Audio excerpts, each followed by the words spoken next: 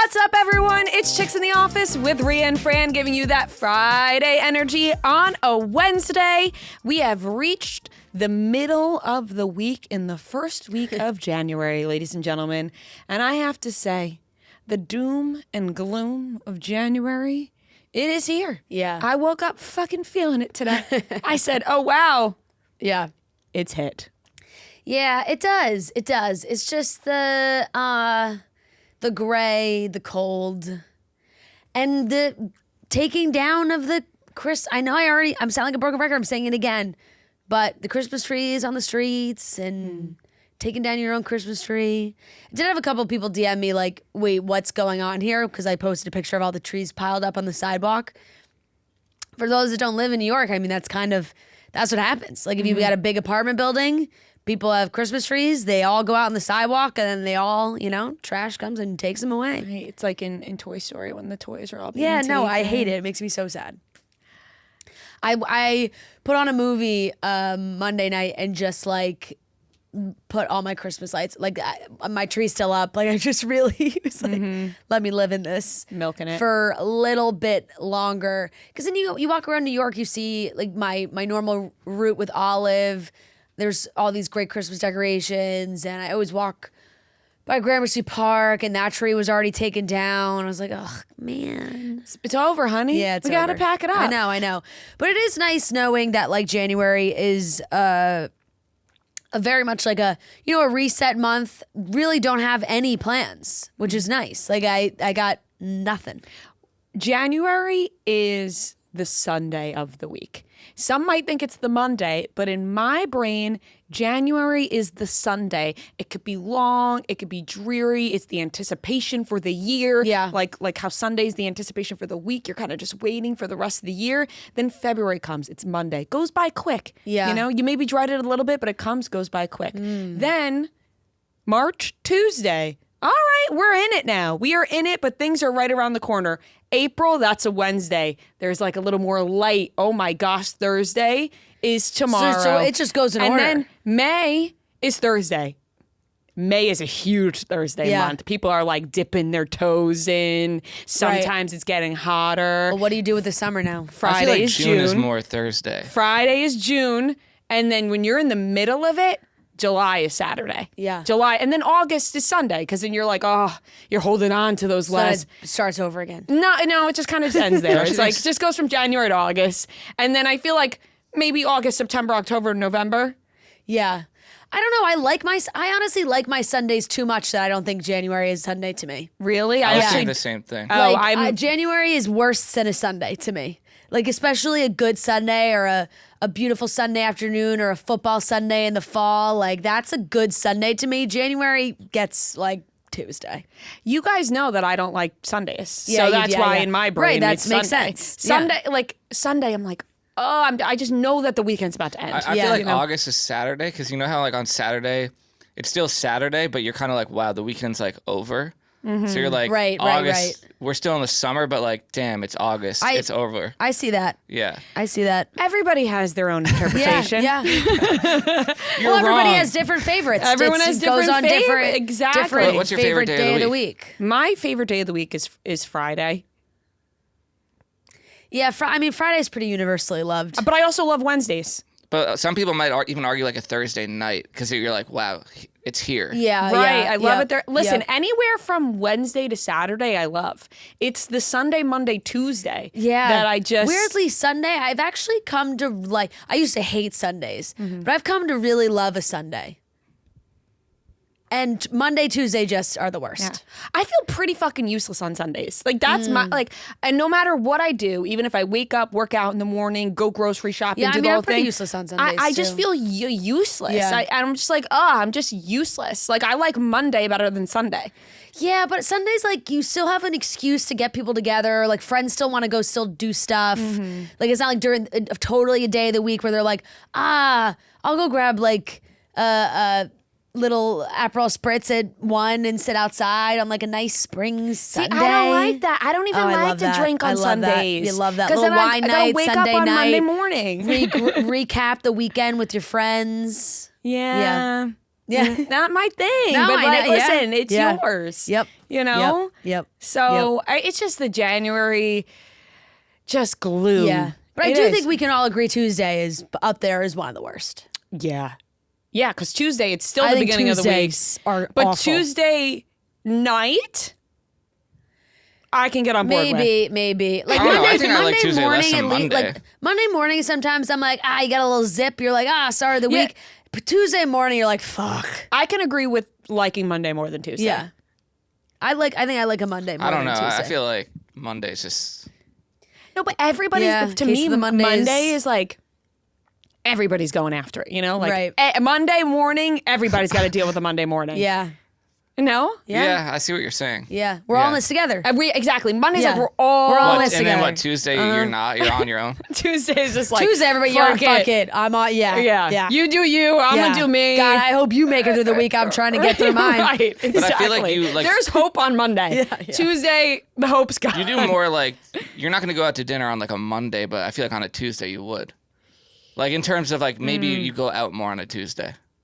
Maybe, No? but I think like as a, So then you have that to look forward I don't to. know. Yeah, Maybe. I'm probably not doing I'm not much going on Monday, any Tuesday. of those Rarely nights. am I out on a Monday or Or Tuesday. Monday or Tuesday now. You know, Wednesday, Thursday. Tuesday's not much in the running unless I'm getting a reservation that I was not able to get on any other day of the week. That is true, but it's just I just woke up today feeling that January. Yeah, you're right. It's there. Like, It's here. we're in the middle of it, but we're gonna fight it together. We're gonna fight it with a lot of espresso, Yeah. and I got a new espresso machine. I was gonna say, you want to talk about your new espresso machine? God, it's a journey. Yeah. And I didn't realize how hard those things it were. is very hard, and Weirdly, after you texted us about it, us being Joe and myself, all my TikToks, of course, like this is just the way TikTok works. Like after you texted being like, we figured it out, and Matt saying like you guys watch so many videos, all my entire TikTok was like, I got the blah blah blah blah blah, and here's how to use it, and like people having 19 cups of failure before they get it the right way. it's so hard to get the grind right, and it's a whole fucking thing. God, mind my cursing, you know? It's January. It is really something. So we got the Breville. I don't know if I'm pronouncing it right. Breville. The Breville. No, it's Breville. The Breville machine, the espresso, the Breville Barista Touch. Yeah. And boy, you gotta really fine tune this thing. But each bag of beans is different. So once you get people recommend getting beans from a local coffee shop, not ordering them. So we got from a local coffee shop in Jersey City, we got these beans. I did my research, where can I find the best beans? And realizing that not only are you going to have to change the setting every time you get a new bag of beans, you might have to change the setting every couple of cups. Ooh. It's like really fine tuning it. But when you get that right shot of espresso, nothing is stronger. How do you know when it's bad? Like, what Oh does it my taste God, like? it's so sour. Oh. We had a couple of sour ones. Shit. Okay. That sounds awful. Oh, it's bad. It is bad news. And Matt has ordered every single tool that you can possibly get for this thing to try to make the perfect shot. And that won't even work. Like, sometimes you think you got all the right tools, Right. and you don't get the tamp right. There's tamping involved, twisting, grinding. A sour shot is so funky. Ooh. But when you get just the right shot and that nutty, bold flavor comes through, it's a whole different world. A really good espresso shot will change your morning. Yeah. A really bad one make you want to puke over the sink. Right. It does kind of go to show, like, that's probably why people are, everyone starts off, they get something easy, maybe a little Nespresso, you just got to press the button, and then you're like, fuck it, I got to graduate to something else, and then you get that, and you're like, shit, why did I leave my Nespresso? We had the Nespresso. We still have it because we don't want to, just in case. Well, we don't want to get rid of it. It sounds like it's just a commitment for every morning. Like, some mornings you just want to wake up and press the button. When you're in a rush. Yeah. But it's sort of like a hobby. It's a nice thing to get involved with. Right. Sometimes. Right. It's an activity. It's something a you can, whole thing. Yeah. And saw a couple of girls respond being like, I just got this same machine. Please tell me how you do it. The problem is my settings are not going to be your settings. Because you have different beans. We got different beans. We learned this the hard way when we would take a setting from a certain video and it would come out completely sour. You gotta fine tune your own setting. You gotta play around. Sometimes it'll take you 19 cups of coffee, like you said, until you get that right shot. I'm feeling like Will Ferrell in Kicking and Screaming. It's just like, then you're wasting so many beans. You are. It's wasteful, and that's not exciting either. Right. But the excitement comes when you get it the right one. And so it's a hobby, and it's time consuming. Damn, ladies and gentlemen. Damn. I'm thinking about. Oh, so I'm starting live streams. Like a giant one in my on my registry. It's like now I'm like, Joe, I don't even know. Like, should we return this thing? Like, we're never. This sounds terrifying. Joe said he was gonna go take a class. Yeah, which I would recommend. Yeah, you should. You got to become a full blown barista in your own home to do this. Yeah. But I am gonna start live streaming Tuesday nights from my home on the Chicks in the Office YouTube, 7:30 p.m. Eastern next Tuesday. We are starting. I'm thinking about sometimes just live stream and make an espresso. Totally. Just set the camera up. How are we going to get the next, right? Yeah. Could be in silence. I'm just going to try and get the right shot. That's probably great. Just, it's probably kind of great ASMR. Like, there's a lot of good sounds. Great sounds. You know, grind, maybe a little heat, like a little. You can also, you know, the whirling sound that it makes, the pouring sound. You can also tell when the shot's coming out if it's going to be good or bad. Because it's got to start coming out around 10 seconds, and then it starts black, and then it goes to a dark brown, then it goes to a cream. So it's more of like a crema. That begins. And it should be anywhere between 25 and 35 seconds, the shot. You got to start off with 18 grams of beans. I had to get a scale. I got a food scale. Oh, shit. Okay? My nightmare. I got a food scale next to the... When I see girls on TikTok start to bring out their food scale, I skip the video. Well, this is for the beans. No, I know, but I'm just saying in general. I have not used it for general. food. No, I know. And I can't go down that path. Yeah. So we got the food scale for the beans, and we're weighing 18 grams of beans every time. And then you want the 18 grams of beans to then come out and equal almost like 36 grams once it's done. I don't know. This is like all shit I'm learning. How many shots is 18 grams supposed to produce? 2. Double. Oh, okay. A double espresso. That's it for that. Yeah. So 18 grams of beans, you got to weigh it out. You have to weigh the beans. Right. Or else it's a nightmare. You have to have a food scale for this. You can't guesstimate the beans, or else it'll be a nightmare trying to get the right shot. Sorry, I'm getting like actually heated. Let me tell you, it is making me want to hit return on the one that I have. But it could be that's fun. still in its box that maybe I'll never unbox. It's really rewarding when you do get it. Yeah. Oh, this is a good cup. It's a good shot. So yeah, got to get the tamper, little thing to grind out the clumps. It's a whole thing. Jeez. It's a whole thing. Baristas over there. No, let me tell you, I have a newfound respect for baristas. Yep. I didn't know how much they were doing. I thought they were just pressing buttons. Right. Nope. You know, no, they're not. They are putting in a lot of work to make sure your coffee, your espresso shots, whatever you want, tastes good. You want a cappuccino? Cappuccino art. We're trying to do that. Cappuccino art, not as easy as it looks. You gotta have the right little wiggle with your hand. You don't got that right wiggle? Looks like a big clump in the middle. Yeah, right. You know? It's a lot. But catch my live streams of trying to make espresso. Well, I told Noah because, you know, first episode, watch me try to perfect the perfect espresso. Honestly, it's good. Lock in. I know, but I said this to Noah because we have more things that we're going to announce soon that I think people are going to love on the Chicks in the Office YouTube. That some fun ideas for 2026. Yes, and you know we want to get into the streaming world just a little bit more. And I said to Noah, I said, unfortunately, Noah, I think you might have to come to my apartment some Tuesday nights to hold a camera and maybe watch me cook dinner and make it, you know, just live stream cooking dinner, live stream making espresso. You probably get a nice meal. You'll probably get free meals. meals. That's true. Think about that. So there is you have a nice home cooked meal those nights. Mm-hmm. Maybe you should just make me a guest room. The streaming room is also a guest room. Yeah. So just We'll throw out a nice little. Yeah, we'll set it up nice where you leave chocolates on the bed. Yeah. That type of thing, like a hotel. You have your own bathroom. It's nice. They got the rooms there for you, pal. Yeah, why the not? rooms are already there. Yeah. So espresso making coming your way. God, is it hard? But stick with it, ladies. Yeah. Don't return them just yet. You'll get it. You will. But I can't give you the advice for it. Find your own beans and find your own way. God damn it. All right. How are you guys feeling today? Good. I don't really have anything to add to my life as of right now. I feel like I filled everybody in, and I picked up Olive, and that was so nice. I was so excited to see her. How was the reunion? Ugh, she's just the best. Even though I was only away from her for a week, I was like, you got like you the same? Right. Do you remember me? I'm like, has anything changed? Was she super Is everything excited? all right? Yeah, she was. It was very cute. Ran up to me. Lots of kisses.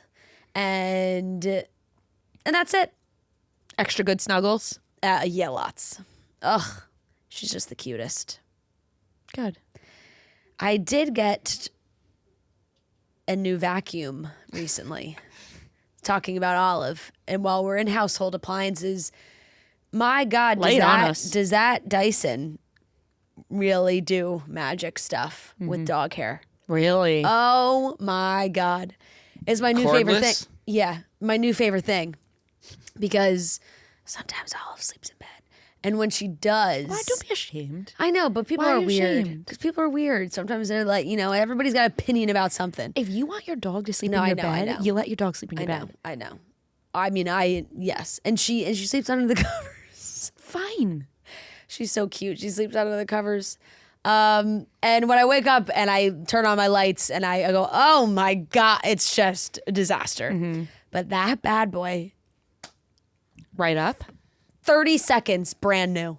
So then it's like, It's amazing. What does it even matter? If No, she it's sits in the bed? amazing. The It's Dyson amazing. solved No, I it. know. It's just amazing. It's just the little things where you're like, wow, this thing really fucking works. Rating endorsement. Because I've tried some others that have not worked as well, but this one, it works. It's It nice when a works. product like that lives up to the hype when it's so expensive and big talk around it. And it's like, oh well, it does what it says it does. And actually got it as a wedding gift as well. It was just a late arrival from one of Joe's friends because he has dogs. And he was like, I've been trying to think about what to get you guys. But then after you guys got Olive, I was like, oh, maybe I should just get her this because he loves it so much for their dogs. And he was right. Great gift. He was right. Yeah. There you go. He was right. That's I love it. how Noah jumped in and went cordless. Cordless. Well, It's so important. Yeah, It is. I last year got like my first vacuum that doesn't have any cord. The one thing is like the battery. It's like how long does the battery last? Yeah. The And Dyson then- is actually notoriously does not last very long. That's the worst I feeling. think. Is like you're in your cleaning mode, and then it dies, and then you're just like I can't do it now. Yeah. Right, you're yeah, stuck. You're yeah. stuck. There is something about, and I will say the cordless is great. There is something about an old school vacuum, Right. A janky old school vacuum that you got to plug in, and each room you go into, you got to replug it in. Yeah. where it really does the job. Yeah. you know. Yeah, but then you're you're getting pulled back. Right, no, and, but it's it's- coming Yeah, out of the that's wall. it's just like it's Let your me tell you, grandma's though, vacuum. you can't It's fit it in under the anything. and your grandma's vacuum has lasted her 50 years and has never failed her. and it's a nostalgic feeling being Yeah. pulled back by the wire and having oh shit, I got to plug it into the one over here. Something nice about it, you know. It can never Definitely. fit Keeps into you humble. the crevices though. yeah. Yeah, that's true. Do you guys know what I was getting on TikTok? I don't know if any of you got these videos over New Year's Eve, but I actually wanted to talk about it on Monday and I forgot. Have you seen any videos of what Epcot on New Year's Eve looks like? No. Either of you? People getting blackout.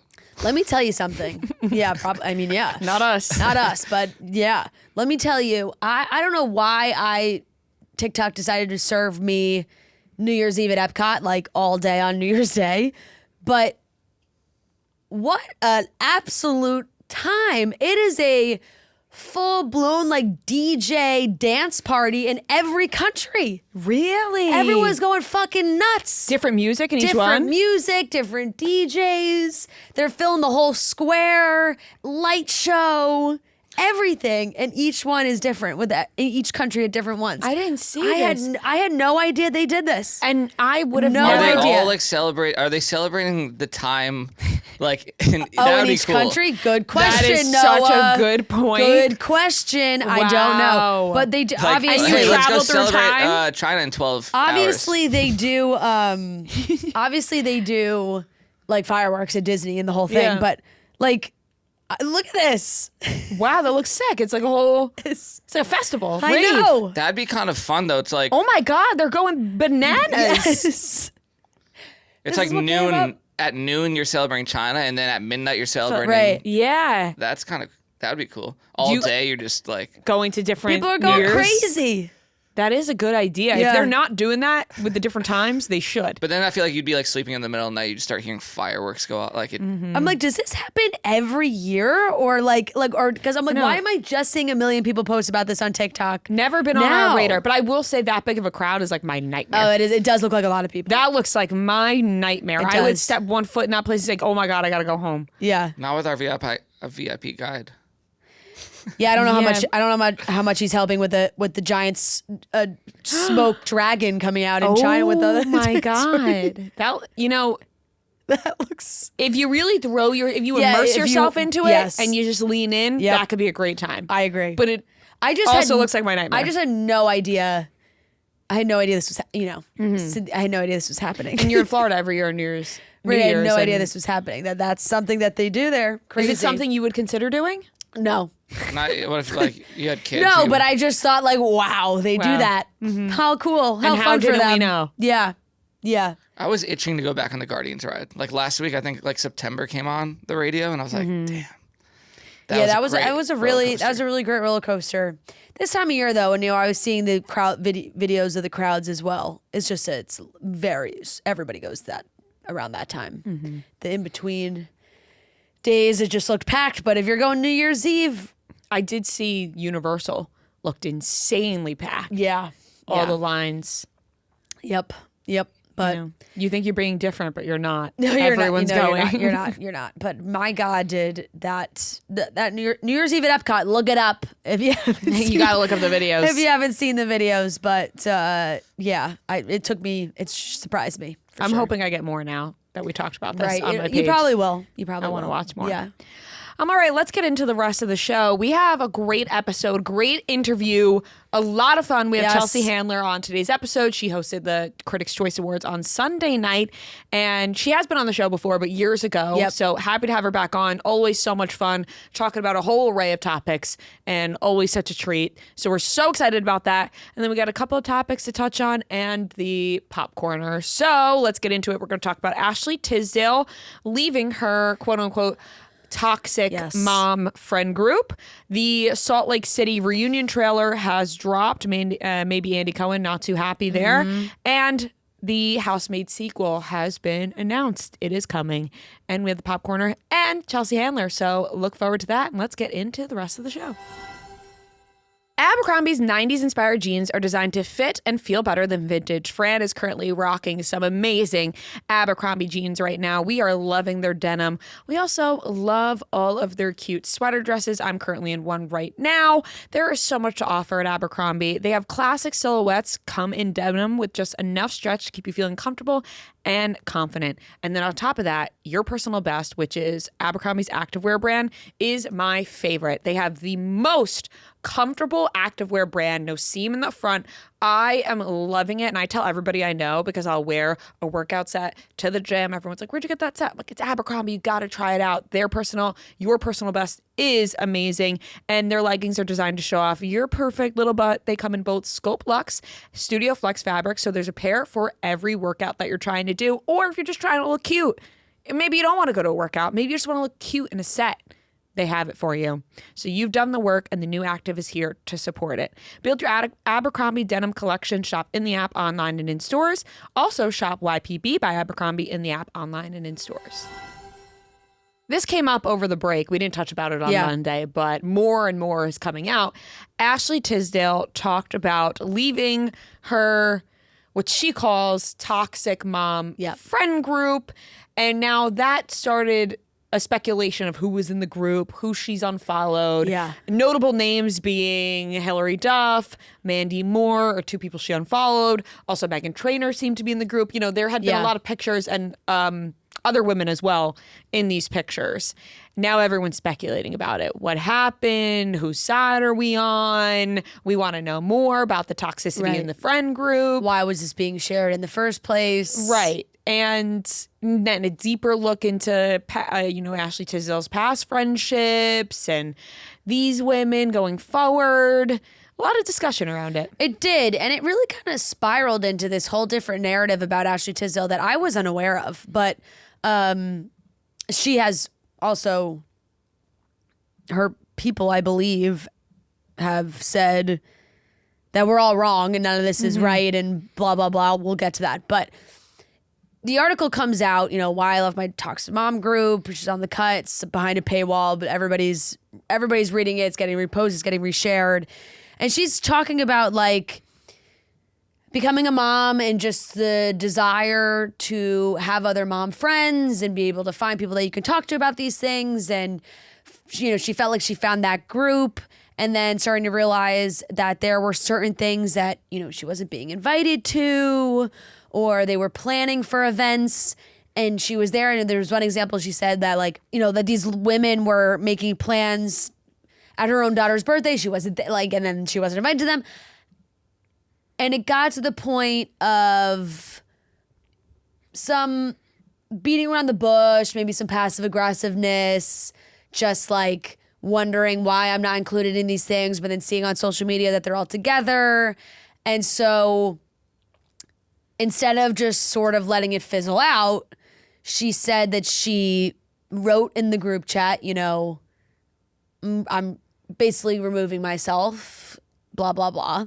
Takes herself out. And some of the women had something to say. Oh, we thought you were invited all the time. You just didn't want to, you just didn't go, or other reasons. She said one woman sent her flowers, but it was just a lot of maybe excuses. And she was like, whatever, I'm done with this. I don't want to be part of it. So everyone reads that.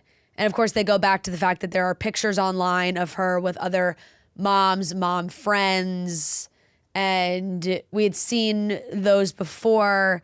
And then the internet went wild. It was like, well, she must be talking about these people. And I bet it's because this, and this. And they had said, oh, Mandy Moore had lost her home in the fire.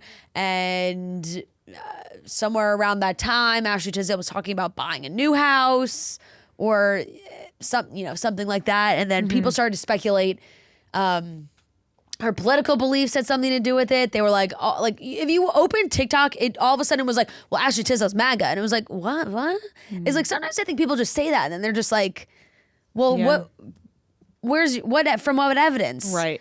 And then people didn't have anything to say. People comment, but why? It's like they're fighting back and forth. And I don't know if that's true, if it's not true, whatever. She, I think she had her publicist or somebody spoke to TMZ and said that one, this wasn't the group of people she was talking about.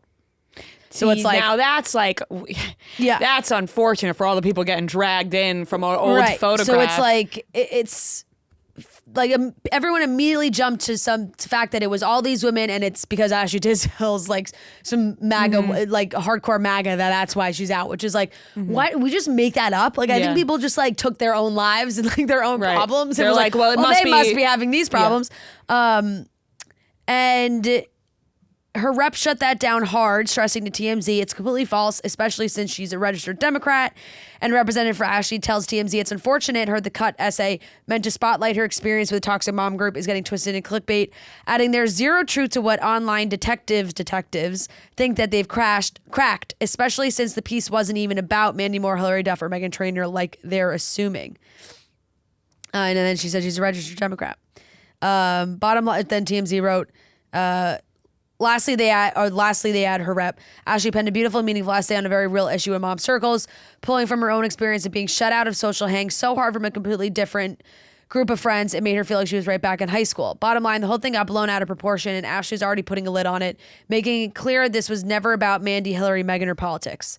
Now, that article or that statement is not being shared anywhere. I've only seen that on TMZ, and I have not seen that anywhere else. Everywhere else is Mandy Moore, Meghan Trainor, Hillary Duff, how will they respond? Some other woman that I guess is in the friend group posted some Instagram story. They're like, see how this woman responds to Ashley Tisdale's claims. It's like, Well, was that even what happened? Right. I don't know. Well, to people, when they read this article and then they remember there have been pictures of Ashley Tisdale with these other moms and they're notable names. Yeah. It's juicy, right? Right. Like They people wanna want find to the jump to that juiciest story. juiciest story. Yeah. Oh, it must be one of these famous people that she's talking about. Now, it's very fair to want to share your experiences if you did have a toxic friend group that you were a part of and you want to talk about it. Yep. On the other hand of that, you don't know what maybe that friend group didn't like something she did. Right. You know, like this is where It's just fair. It's so hard to share when you're that level of famous, right. you know? And which as has gotta soon be as you share, frustrating. people want to know more. Yeah.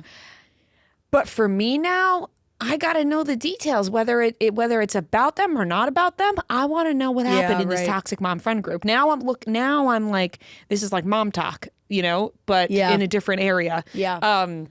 I need to know who did what to who so we can decide who we're defending here. Yeah. Are we sticking up for Ashley Tisdale against her toxic mom friend group, or did the toxic mom friend group have a reasoning as to why they were leaving Ashley out? Yeah, you know, yeah. what's I want to know more now. Now I'm being nosy. I want the gossip. I know. It is crazy. You can't take a side unless you know the reasonings. Yeah, it is crazy. And it's hard because I'm sure plenty of people can relate to this, whether you were on one side or the other, or if you're like, oh my God, this does take me back to high school, or this does take me back to dealing with new friends at an older age, or you're trying to break into a new friend group. I'm sure that there's plenty of ladies who, you know, when their kid starts going to school, and then maybe some of the moms are already friends because they got kids in other grades, and then you're trying to break into that friend group, and it's just like it's I'm sure incredibly toxic at times.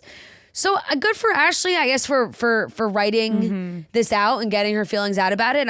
I would imagine a lot of women have felt very similar, or have had very similar experiences to this, and can relate to it in some way. It's just because she is at a level of fame that everyone just is so fucking nosy that it's like, well, who are your friends? Yeah. What'd you do? And did you do anything, or did they do something? Right. And I don't think I would have looked further when like initially seeing like Ashley Tisdale talk about this. It's like, oh yeah, you know what? Fair enough. You wanted to leave a toxic friend group. Good by you. Yeah. Didn't think further of who it could be until people started speculating about who it could be, and then you get roped into it. You're like, who is it?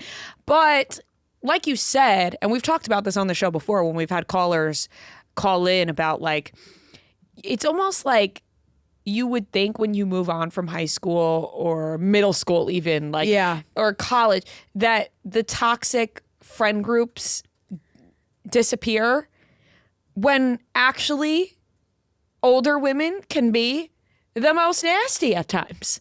You know, like when we talk about moms who like had it out for their, you know, had it out for kids at school that their kids went to school with. Yeah. And you're like, why are you taking this out? You haven't left being a mean girl. You're still a mean girl as a mom towards your daughter's friends now. Yeah. You know? Yeah. Like sometimes it doesn't leave people. Yeah. Which can be extremely toxic.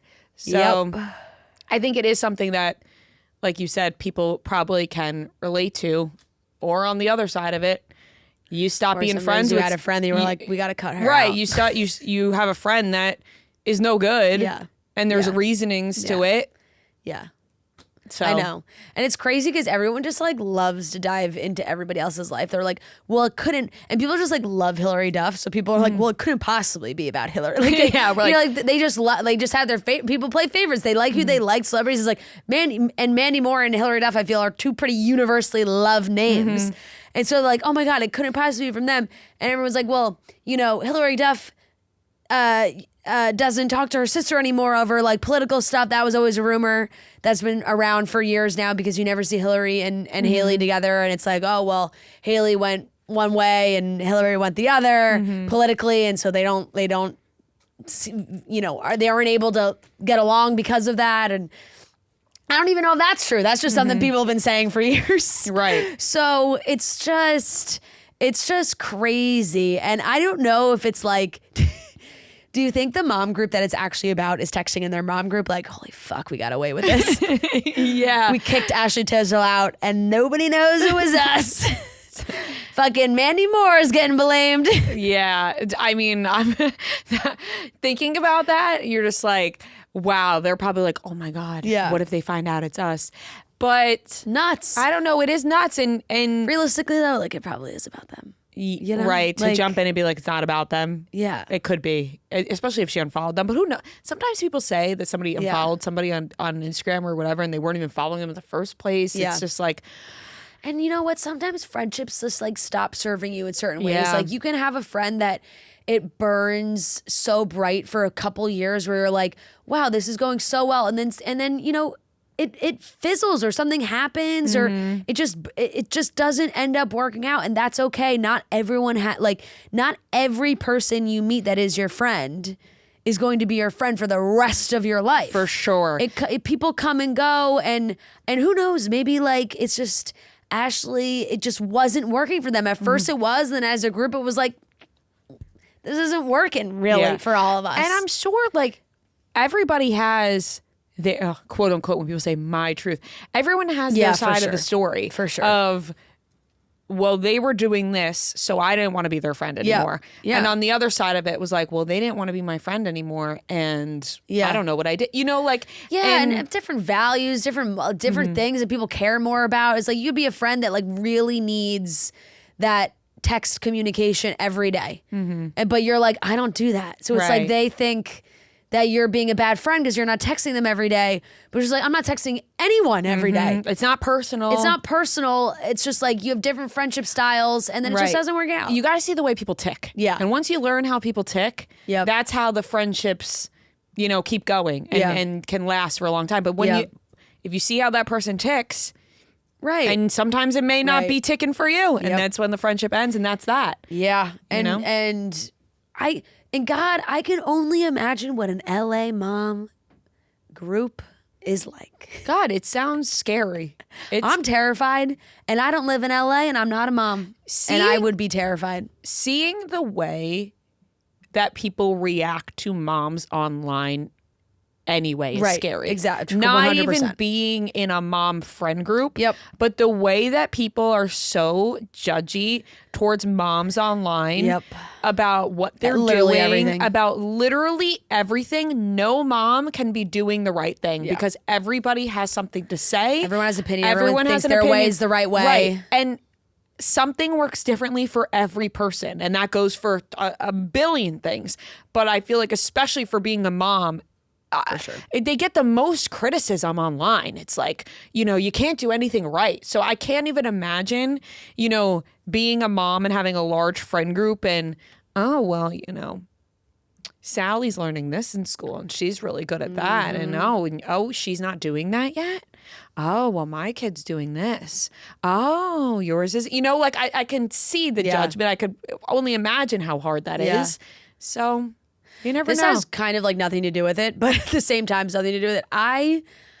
When I was boarding my flight, and you know the cast of characters you're getting flying out of Palm Beach, West Palm, and I'm getting on my Palm Beach flight from Sunday night after the holidays, and these two moms see each other, and they're daughters are clearly friends. And they're like, oh my God. And they start chatting, and the daughters are all talking, the moms are talking. I'm standing in front of them waiting to get on this plane.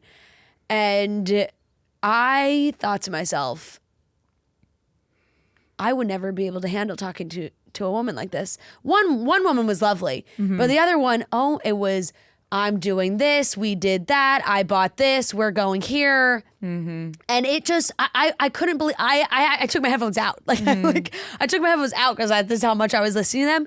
She's talking about her son and, you know, they've got 2 cars in the city, but is that too many? But now her son's driving, so we got him a car. And the other mom was like, oh, like you had to buy him a car. She's like, yeah, that was a pretty penny. Like, had to take that change. Because she was like, yeah, we just bought it, you know, because they were like, the other mom was like, oh, like, lease it, whatever. She's like, no, we just bought it. Like, we just bought it. It's just like, and I was just like, and it was nonstop talking about this car and well, now what lot are they going to park in the city and the sun? And I was just like, just listening to that, I was like, I'm blowing my brains out. Right. I couldn't believe it. And she didn't shut up for like 30 minutes talking about all this because it was delayed we were delayed getting on the plane. And there can be a fine line between being proud of your kids and versus like, no, but I'm now it was the talking 9 about million everything things, in my life. God, is it like, especially the, Palm Beach to New York crowd. Right. But it was just like, I couldn't believe the things this lady was listing off. And, it's just one thing after the next of like, we did this, we're going here. What are you guys doing for your next break? We're doing this. I'm just like, I'd be like, shut up. Yeah. You're like, I don't have anything else to add to this. I mean, I like and it's so hard, right? Because like, you're so proud, but at the same time, you don't want to be making somebody feel like somebody's not accomplishing something. No, so for like, I sure. Do it with you can be proud and not be an asshole. Yeah, well, I do it with my parents about Luca. Yeah. Because they, it's their first grandchild. Yeah. So everything he does is amazing. And I agree. Yes. I you know what? I think he's amazing. But sometimes I have to tell them, I'm like, you guys sound like you're like, oh, he does this and he does that and he did da. And they're like, oh, Maria, you got to get on your podcast and talk about all these things he does. And I'm like, no, I don't. Yeah. Of course I'm so proud of him. And there will be moments that I talk about that I am so proud of. And I have before. I have mentioned them before. But at the same time, I'm like, everybody's kid for sure. grows differently. And now that my brother has a son, they're now experiencing that, right? So now it's the second kid. So now it's like, well, you don't want to compare the two, every kid is different. Yep. So it could be a fine line. Yeah. It can be. Yeah. So Ashley Tisdale's out of the mom group. Yeah. So maybe and that's she's gonna ride solo. Yeah. You know what I mean? Yeah. And you can't, and I'm sure she's getting a ton of criticism from other moms online or other moms who agree with her. Right. I just can only imagine that she's like, maybe I shouldn't have written it. Mm-hmm. And I'm not saying that's right or wrong. I'm not saying she should have not written it. But when it turns into like, well, this is who she's talking about, and it's because of this, and people start talking about you're speculating on your political beliefs and everything. You're like, whoa. Right. This you're like, this snowballed took a turn. into something that I really did not plan for. Right. You're like, I didn't expect this. Yeah. That's what like sucks when celebrities want to open up about something. And then sometimes they just go, well, we're better off not opening up. Yeah. So, well, it's almost like, talking about Kelsey Ballerini and Chase Stokes, right? They opened up so much that everyone, then you're like, well, maybe we should keep this offline now. Yeah. Totally. Which you get. Moving on to ladies who are not going to keep it offline that we enjoy, Salt Lake City, Real Housewives of Salt Lake City. We are always going to see what's going on between these ladies. The reunion trailer has dropped, and it looks like Andy Cohen's had enough. He walked off set. He walked off, which I don't know if we've ever seen happen. Where he's been like, you know what, just leave. And I don't blame him because I don't think any two housewives could talk circles around each other more than Angie and Lisa can. And we've already seen them fighting at reunions before when Andy's been like, please, I need you guys to shut up. It's just like for 2 seconds, you can't even get a word in. And that's kind of what when you watch it, you're like, oh, they're going at each other. And he's like, guys. And it's like, all right. Because then it feels disrespectful. Because I'm sure he's like, I can't even get these ladies' attention. Like, this is my job. Please respect me. And he'd walk right off. Mary was like, no, Andy, don't go. It's almost like the teacher in school when you were younger, when they just had enough and they just like walked out of the classroom. And you're like, whoa, we went too far. Wow, gotta sit with that for a second. That just took me down a memory. Wow, they used to do that. Yeah, you're like, whoa, we went collectively as a group, we went too far, kids. And you know what? That's crazy that worked. And also, like as a group of rowdy kids, it took the teacher being like, I'm out of here, for all of us to be like, oh no, instead of going the other way. Like we all went, oh, right. Oh my God, we lost the teacher. She's leaving. Now what do we do? And it's almost like your biggest wish just became your biggest nightmare. Because now we're in big trouble. Yeah. I had a cheer coach do that once. We were so bad. We couldn't get the routine. She left the gym. Yeah. She said, I'm done. Left the gym. We were like, oh my God, we got to get it together. we got to get this routine down. Stat, leaving the gym like that. Yeah. I would be so upset to disappoint Andy like that, where I couldn't shut my mouth enough that he had to leave the room. I feel like he's thought about it for New Jersey. Yeah, for he's sure. definitely thought about it for New Jersey. But well, they're the ones that storm off. That's why he doesn't have to. right, exactly. It did get me thinking about Lisa's headspace post filming this when she canceled on us for the tour.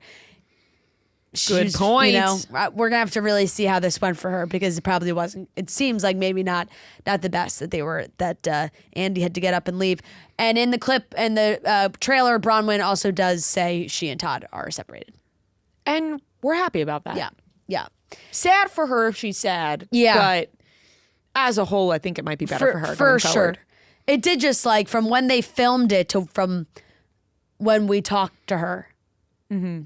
Short amount of time. Very short amount of time. Very short amount of time. So I feel like that was probably in the making, or on its. We were on our way to that. Looked like Meredith. I almost said Meredith. Like Heather and Meredith were going at each other. Heather was like, I'm done being your friend. That's it. It's over. That always happens. I know. There's so many brash statements are made. Just know that they put out a TLC documentary about Mary Cosby. We're in it. Yes. Apparently we're in the third episode very briefly. I still have yet to see the footage. Yeah. But my aunt told me it's just us saying that she shouldn't be on the show. Which was, I haven't watched the documentary, so I don't really know anything about it. But when those first seasons, and it was very much like focused on her marriage, which was weird, and the church and her whole situation was very cultish, which is what this documentary is about. It's about her. I think it's like about her church being a cult. Yeah. And at some point we were talking about it. I mean, this was years ago that we were talking about it, and we were like, she shouldn't be on the show. That's whatever. That clip is in the documentary. Yeah, apparently it's an old clip. Brooke messaged me about it. I said, yeah. My sister-in-law saw it. I got two texts. My sister-in-law and my aunt. They were they were watching it, and I think it's on HBO Max. Yeah. And it is a whole documentary about the behind the scenes of Mary's church, and it seems like maybe they spoke to some ex-parishioners, and it always seemed a little sketchy, whatever was going on there. But it's interesting because I wonder if a lot of people are really watching it or talking about it because it feels like there has been a 180 on the opinion of her as a housewife. That at the beginning, everyone was kind of like, this is weird, we don't like her. And then she did the reunion, it was all like, ugh, done with her. And then she's come back, and it feels like everybody has felt like she's been housewife gold. They think she's entertaining and all these things. And then this comes out, and I don't know if that has any effect or whatever. I haven't really seen that many people talking about it, but I haven't either. I've just seen people messaging us that to we say are that we're in it from years ago.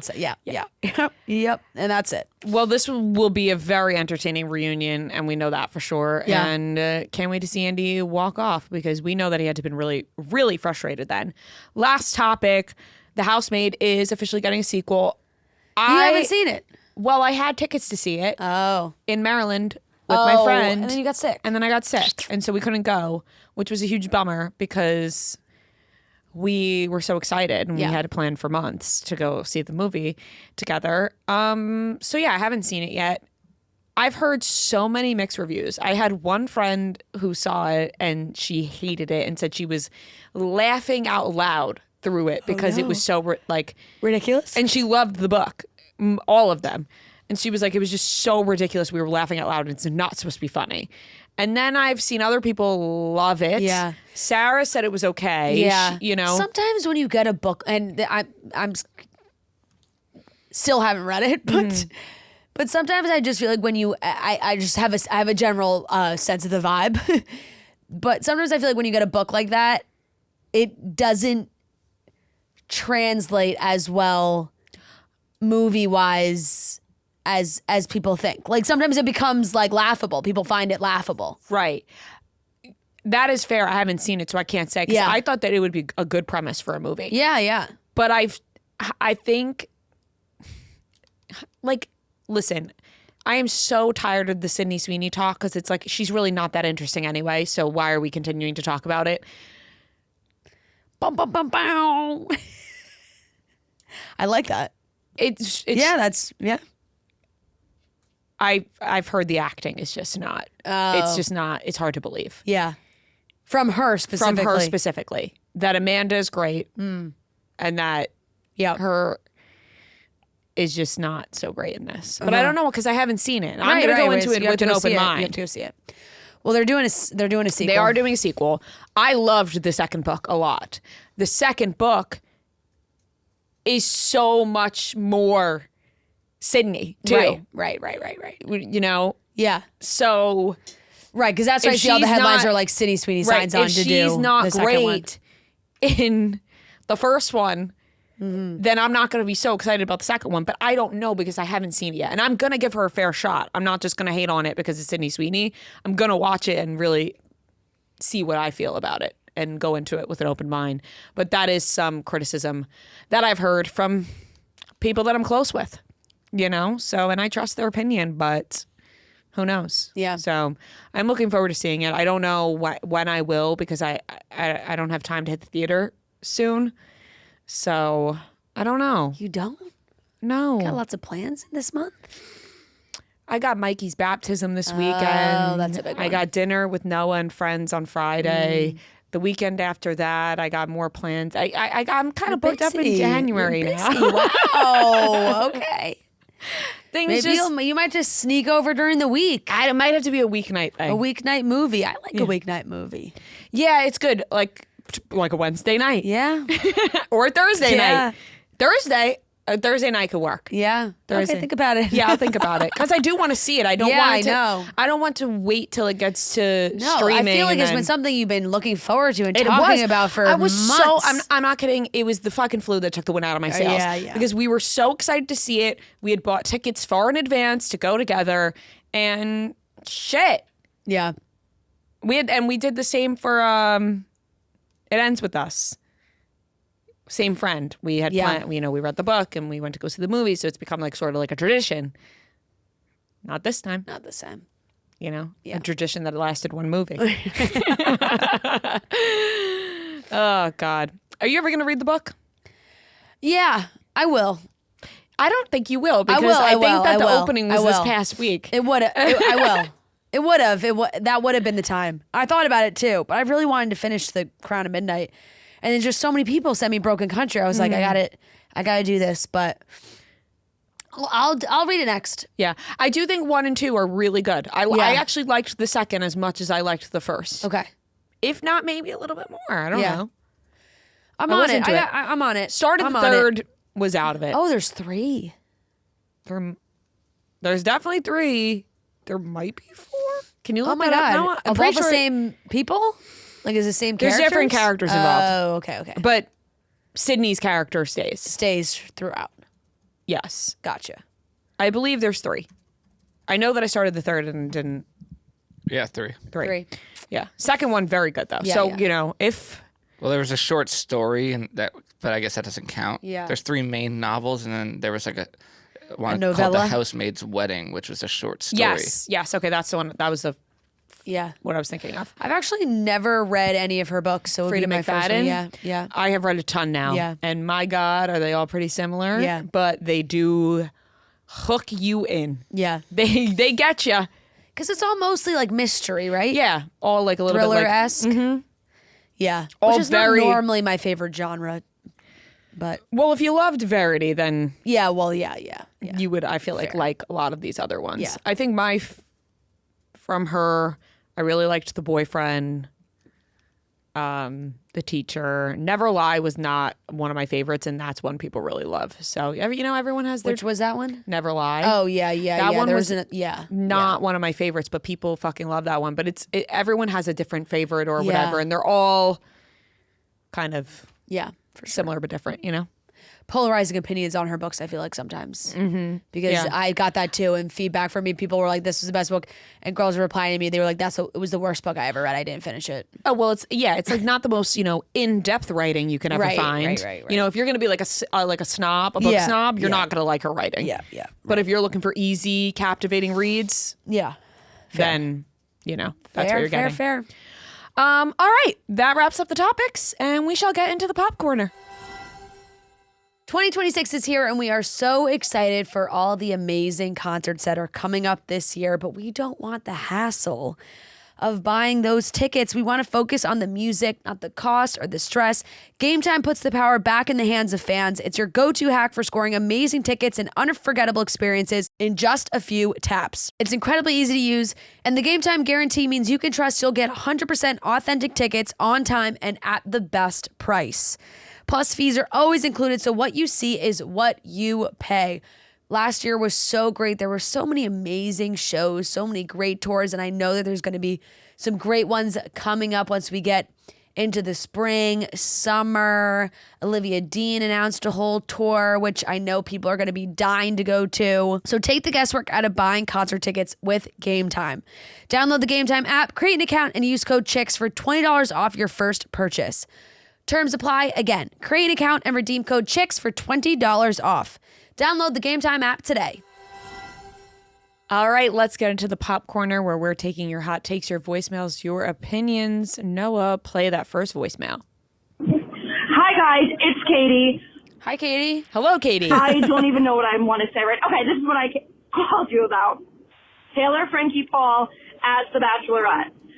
I'm very excited about it, but I feel like I am seeing so many spoilers already. And not just from, like, Bachelorette fan accounts. I feel like I'm seeing them from pop culture sites, too. Like, why are we saying who's coming to the finale, who's there, you'll never guess, and then putting the answer right in the caption? I'm just so confused. I feel like we kind of already know how her season's going to go, which is super annoying, because the first time in a long time, I'm really excited for a Bachelorette season, but I'm so worried about it being spoiled when I do a pretty good job about avoiding the spoilers. I'm still really excited for it, but if it gets spoiled for me more than it already is, I'm going to lose my mind. All right, love you guys. Hugs to Olive. Bye. Love you, Katie. Love your energy. She is right. I have seen way more than a normal season. It's like, I haven't seen a damn thing, so don't spoil. Good for you. I mean, I haven't I've avoided seeing like names of contestants or anything like that, but I've seen a lot of like the Taylor and her men are in blah blah blah this weekend, and they're doing this and they're doing this. They were filming stuff in New York like not that long ago. Like there's just like a lot of seeing where she is and what that means. Once anything comes up, I scroll away like immediately because I also don't want to get anything spoiled. But this is definitely going to be a tough season for that because it's going to be on everything. She's already a public figure. So if she does get engaged, if that's a thing that happens, like that may just be straight up reported on by people early and it's going to be hard to dodge it for sure. I have seen none of this. And so good. Well, you'll probably start seeing it now. Right. That we're talking about it out loud near your phone. And I don't know how I've escaped it because it seems like it's so everywhere. Yeah. But I haven't. So I can't say what, I'm I'm upset that's happening for you guys. Yeah. Because you're right. It is the first time in a while that we're all very excited about a Bachelorette season or Bachelor season. So hopefully we can all avoid spoilers going forward so that it does still make it really fun to watch. And I think it'll be really fun and entertaining regardless, but that is really annoying to be able seeing those and also for like legitimate pop culture sites to be reporting on it. For sure. We won't do that to you. We promise. No. Hey girls, this is Nolan from San Diego. Hi. I'm just over here twiddling my thumbs until you do another Chicks Out West. We miss you out here. My question is, I just read a Variety article that YouTube will no longer submit their streams to Billboard charts. How do you think this is going to affect artists? Why make music videos now? it's going to be strictly just for the fan base, and it's not going to be factored into Billboard charts. How do you think, artists are going to handle that now that, it may not matter anymore? And then down the line, what happened to the MTV Video Music Awards? Are those going to matter if people stop making music videos? Anyway, I just read that and I thought that was kind of crazy. Love you guys. Hopefully see you out west soon. Bye. Ooh, love it. See you out west soon, That's crazy. Maybe. Listen, actually call me an idiot. I didn't even know that the YouTube streams contributed to the Billboard charts. Didn't know that. I think it's it used to be an all-encompassing number, right? Like, I guess so. I always thought it was just like listening, streaming, radio. I didn't even think of YouTube. I don't know why. I feel like an idiot for not realizing that. But also YouTube has their own audio separate thing too, I think, which I'm sure is a big factor too. So if they're just saying we're not gonna, YouTube seems to be causing a lot of issues across the board. right. Really? No, just they had the whole thing with Disney. Oh, and, right. They're always the YouTube TV, yep. making a thing. Yeah, I guess I kind of forgot about that too. That was the whole thing. Google. YouTube said in a blog post today that it intended to withdraw its streaming data from all of Billboard's charts effective Jan 16. The blog comes in the wake of Billboard's announcement yesterday, December 16th, this is from a couple weeks ago, of a change to chart methodology that will continue to weigh subscription streams more favorable than ad-supported streams in a bid to better reflect changing consumer behaviors and the increased revenue derived from streaming in the industry. The change means that paid subscription streams will be weighted against ad-supported streams at a 1 to 2.5 ratio, narrow from the previous 1 to 3. So this was YouTube's retaliation? It's Billboard's was we're going to make the paid subscription ones mean more? My head's, I don't, Me I too. don't understand it. I just zoned out trying to think because- about all of because, this. I don't know if you saw. I was Well, I'm just thinking YouTube, you go to play a song on YouTube and an ad put ads play and whatever. It's so they're saying that stream is weighed less than a stream on Spotify because that's a paid subscription. But aren't there versions of Spotify where you'd have ads too? Yeah. I thought, and is there a version of YouTube where you don't have ads? Yeah, you could pay for premium YouTube or whatever. That's true.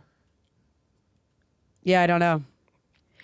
Yeah, I guess I had never even thought about it the other way. So now that you're saying it this way, I'm that is crazy. Yeah. You know, I feel to just the take it away. Billboard charts are just who knows what's real anymore. I know. YouTube's inclusion as part of the Billboard charts dates to 2013 when Billboard's song charts, including the Hot 100, began incorporating YouTube streaming data.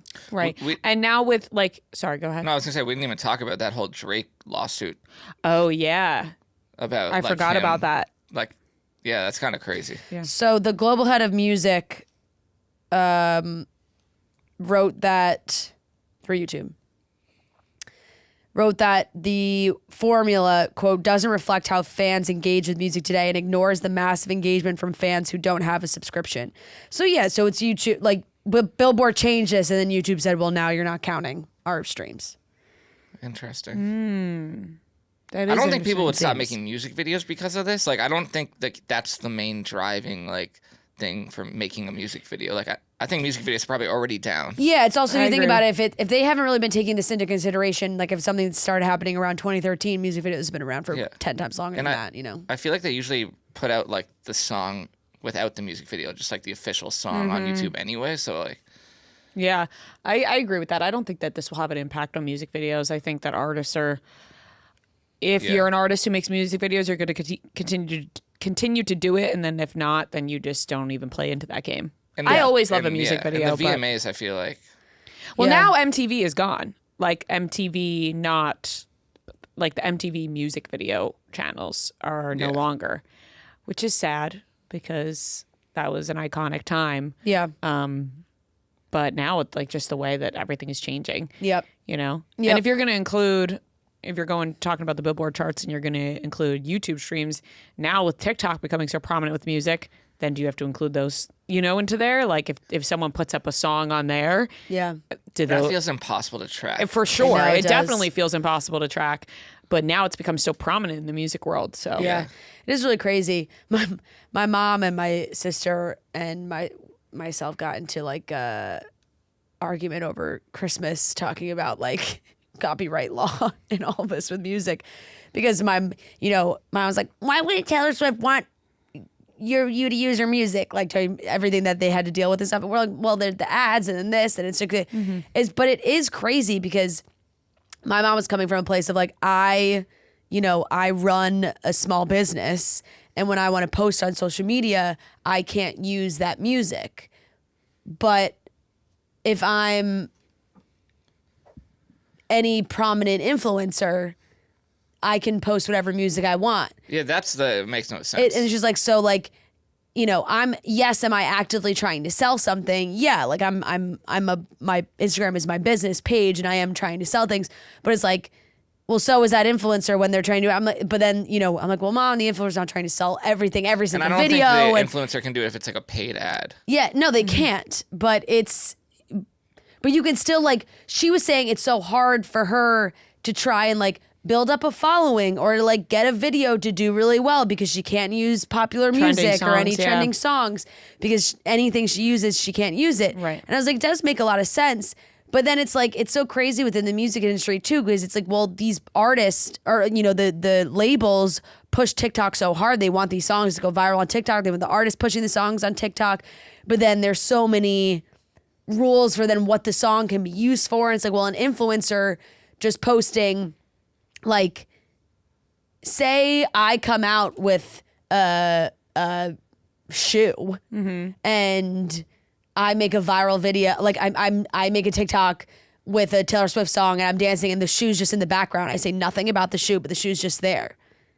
You can do that. Like, it's like, that's not gonna get you, I guess it could potentially get you in trouble. Yeah. But it's like, that's where it gets to be so crazy. I remember the first time that I was like baffled was when we did the Jonas Brothers Coors Light tour.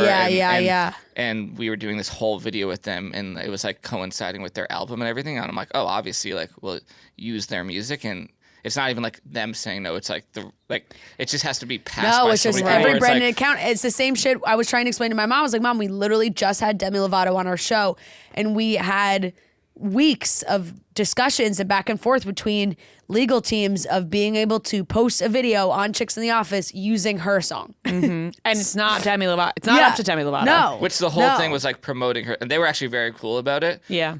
Usually I feel like it's way harder, but still, it's for like sure, the but whole it's thing hard. Was like her promoting her song, and it's still like that hard to even like be allowed to use the song. To be able to use it on a like a podcast account or something. Yeah. That's where there's so many. We've had so many issues as a company with music. So many hoops you have to jump through, so many commercial licensing and all that. Yeah, But it's crazy. Yeah. Anyways, we can do another one. Yeah, let's do another. Hi, Rhea, Fran, Noah, and Olive, if you're there. Gotta bring Olive my in. hot take is, with the awards show season starting and the Critics Award happening this past weekend, I feel like people should only be allowed to win one category for their role ever per show. Like, if you win Best Actor for a show, Interesting. for the Emmy, You're out. you shouldn't be allowed to win that award over and over and over again, like Jeremy Allen White for Disagree. The Bear. I feel like once you've won it for one role, you've established you're good at that role, and it needs to be moved on. Love to hear your thoughts. Interesting. Bye. Interesting. I get what you're saying, because it is like, okay, you're playing the same character. And yes, you're so good at playing that character and you win year after year. But at the same time, if you still are fucking crushing it as that character, why shouldn't you win? And I disagree. Different storylines. Yeah. Your character can go through so many different things. Right, so much can change in a season.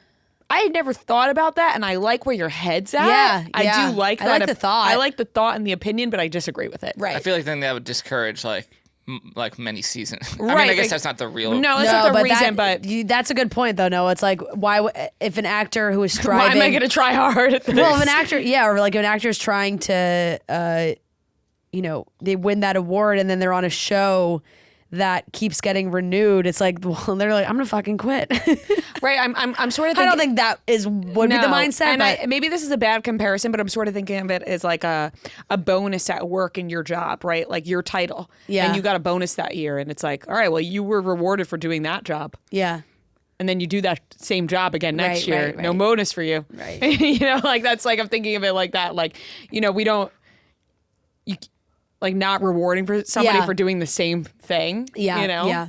I feel like it's really about like trying to spread the love. Yeah, it's Yeah. more just like, let's have more And Taylor Swift would be like, no. extremely well-deserving people win awards who, and there's so many new shows out every year and people that are so deserving. So I get that, but it's also like, I don't know, nobody wins that much. And it's also like nobody's winning. I feel like Modern Family won like for like 20 straight years. Schitt's Creek also Yeah, won like for a large yeah. amount of time, and The Bear. Yeah. So that was a good part, but it's like almost like participation awards. Like I'm not down with that. Like if this person deserves to win that award, Right. then they deserve to win it every Right, year. right.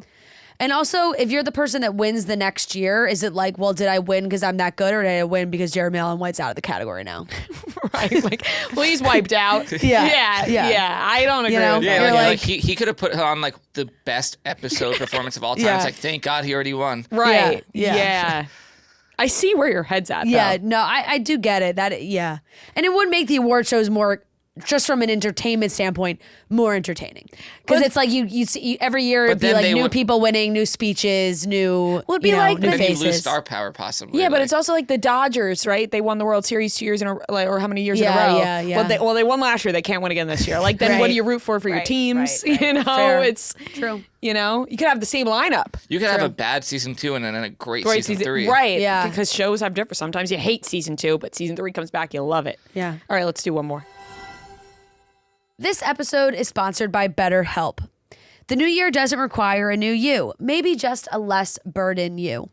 Therapy can help more easily identify what holds you back by offering an unbiased perspective to better understand your relationships, motivations, and emotions. BetterHelp does the initial matching work for you so you can focus on your therapy goals.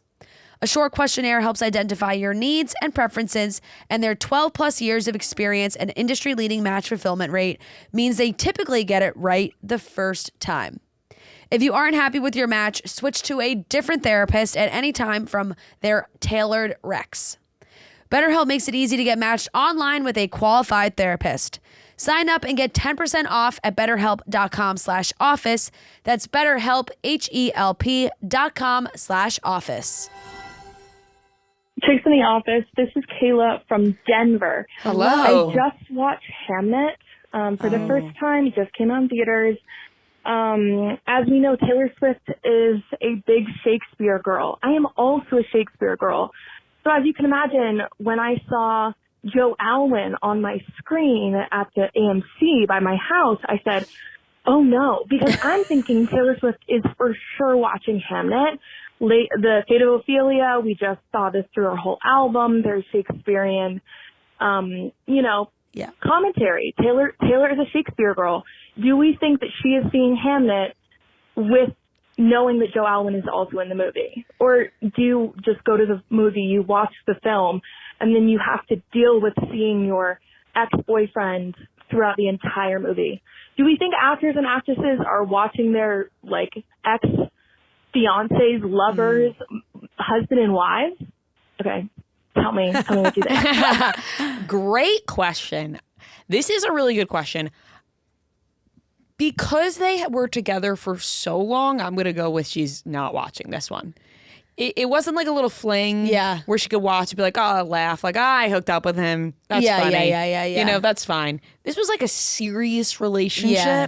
But it is like such a contender and like It is. everyone's talking about it that I feel like. Yeah, but if I'm Taylor Swift, do I really care about missing out on Hamnet? Like, I'd be like, good for them. It's like if I miss out on seeing this movie, I'll live.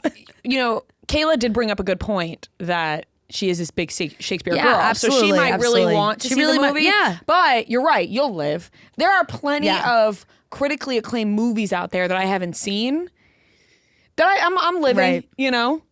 I know. Life yeah. goes on.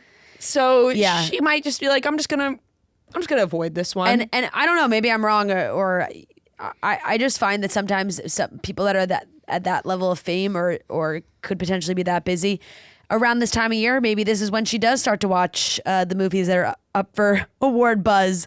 But at the same time, I don't know if it's like she's sitting at home like me being like, oh, I really hope I get through all the Best Picture noms before the awards come out. Like, I don't know if that's a worry. She for catches her. Travis watching it. The only thing that and I'm sure they're watching them. I'm sure they're seeing these movies. I'm just holding on to the fact that it's like a Shakespeare thing, like Yeah, with her yeah, being yeah. so into that. That Yeah, yeah. I could see her, And it is starring, her very good friend Gracie Abrams' boyfriend. So, you could want to support Paul in that sense.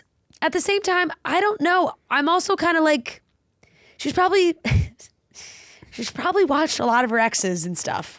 And it could just be another true ex Yeah, like on all the Jake the Gyllenhaal screen. movies. But this is like the X. Yeah. This is like the long. Yeah, no, I do agree with you on that. That this is probably the one that I would avoid as well. Maybe like a TV show that he's in, I wouldn't watch, but maybe you could get through a movie. I don't know. Does he have that big of a part? I didn't see him at the Critics Awards. Yes and no. I haven't seen it. Kelly said he was pretty irrelevant in it. Kelly Keeks. So maybe you throw it on and you're So- just like, oh, there he is. And then, Yeah. you move past it. Yeah, yeah. But I'm going to lean towards no. Yeah. I would as well. I would also just feel like wow. this is one that you're like, nah. I didn't realize that he's playing William Shakespeare. Paul? Yeah, I thought that it was like a Shakespeare thing. I didn't No, realize no, that they're playing No. him. Yes. Wow, It's him and his wife. that actually makes me more want to see it. They lose. I thought it was just like a Shakespeare play. Listen, I'm looking at you going, making a face. Meanwhile, same. I didn't Paul know. Mescal is William Shakespeare, That's news to me as well. No, Yeah. he is playing William Shakespeare because and Shakespeare wrote, like, there's some loose, I could be fucking this up, but like he wrote Hamlet after losing his son Hamnet in real life. Like his son Hamnet died. spoiler alert. Well, Yeah. it's really not a spoiler. And this guy Noah Jupe, I don't know if that's how you pronounce his last name. He plays Hamnet. He's from A Quiet Place. I recognize him. His brother plays Hamnet. What do you mean? I think there's two guys in it. Oh, Hamlet. Yeah, the kid's name is This is confusing. Jacoby. Oh wow. So two brothers are playing Hamlet and Hamnet. Yeah. Yeah, They're real life brothers. I Yeah, will say yeah. I'm not well versed in Shakespeare, and so I also didn't know much about this movie. And I have to be honest, wasn't super interested in seeing it. Although now that I'm hearing that Paul Mescal is playing William Shakespeare himself, Yeah. Just another Shakespeare feel- play. Like I don't need to see Romeo I and feel Juliet. starstruck. You Yeah. know what I Yeah. mean? That's like a big role. That's a huge reason he's playing Shakespeare. I feel starstruck and I feel more inclined to see the movie. Yeah. Yeah, like if you were just to Google the movie, like the overview is William Shakespeare and his wife Agnes celebrate the birth of their son Hamnet. However, when tragedy strikes and he dies at a young age, it inspires Shakespeare to write his timeless masterpiece, Hamlet. That actually, yeah. That's right. I never- seeing William Shakespeare write. I only ever saw like pictures of what the cover of the movie poster looks like. Yeah, yeah. And people talking about it, but I have never read the synopsis of the film. And now I'm a little bit more inclined to watch. Yeah, yeah. So maybe He's playing old William himself. Billy. Yeah, and Good so, old Bill Shakespeare himself. I don't even think I could have told you what Shakespeare's wife's name was until right now. What is it? Agnes. Agnes. Yep. Agnes is a lost name. Yeah, It's it not- is. I don't think it's necessarily like a pretty name. No. You struggled through that one. You weren't sure what you were going to say. I just was Good. trying You're to pick, someone that- I was good. trying nervous to to pick say a word it. in my Yeah. head. Yeah, you're nervous to say it. Sorry to all the Agneses out there. And You I had just hear that like, Agnes. It makes me think of I had an Aunt Agnes. that sounds like an aunt. Right. Or like a grandma. Yeah, Right. she was a great Aunt well, Agnes. there's She probably not wasn't- a lot of there's not many being new Agneses. Is my Right. guess. There's not You a lot know? of new Agneses being born. Imagine like, hey, meet our baby, Agnes. Yeah, but sometimes old names come back around. Like, Right. Like, I think the name Sadie now is super cute, but like we called my great grandma Nanny Sadie, right? So like you think of like Nanny Sadie as an old lady, but then you might be like, oh, Sadie, or like my grandma's name is Betty, and now Betty is becoming Betty a little bit more popular. Older. Yes, Betty, but it's cute. Sadie sounds young to me, but I don't know why. Yeah. Yeah, Agnes is definitely is one you don't hear as often. It's an acquired taste. It's just one you don't hear as often. That's You each don't. their own. Bill and Agnes. Yeah. Did she call him Bill? Well, we'll find out. Yeah. We'll have to watch Hamnet. Bill. Bill! I believe a lot. What do you want to eat? I believe a lot is fairly fictionalized because they don't really have that much actual history of what happened. Sometimes you forget Shakespeare's a real person. If you had to guess what... You know what I mean? Like, yeah. It's, No, it's not, it's true. It's not Macbeth, Right. you know? No, because he wrote it. Exactly. Yeah. But you get what I'm saying? Like, Yeah. when you think of the characters, Yeah. Beowulf, Yeah. You're just like, he's just part of the he's part of just the part of the sphere. group. What year Yeah. do you think Shakespeare died, if you had to guess?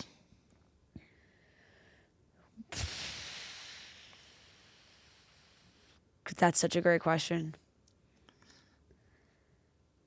I don't think I What could have told year you. But did I think Shakespeare died? I don't even know what year he was alive, the 1800s, right? So, no? I don't know. I'm like in between like so long ago or that he died in like 1810. That's going to be my guess. I feel like I'm being exposed right now. I don't know. I feel no. I could also I'm not guess- saying it to you. I yeah. feel naked. I could Like, also guess 1612. I feel like I'm standing amongst a crowd bare, not knowing a single thing about Shakespeare. I'm gonna guess Shakespeare died in 18.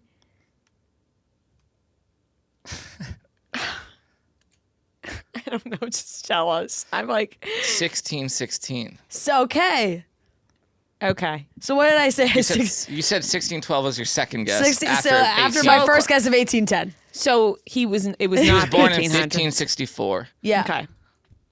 Died at Oh, 52. Yeah. Cut yeah. this out.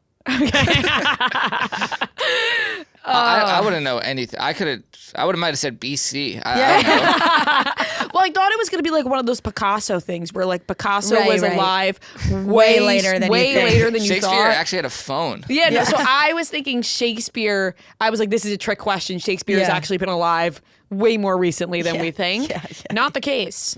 That not many people like last as long as he does. Like in popular culture, like it's In still popular like culture. we don't know anything about it. I mean, at least we don't really know much about it. Like I don't know much, but like it's still like William Shakespeare. Like, Right, like- everyone knows William Shakespeare. He's a star-studded name, and we don't know much about him. Yeah, like Yeah. that's like who in this He generation transcends time. who right now is Justin gonna last Bieber.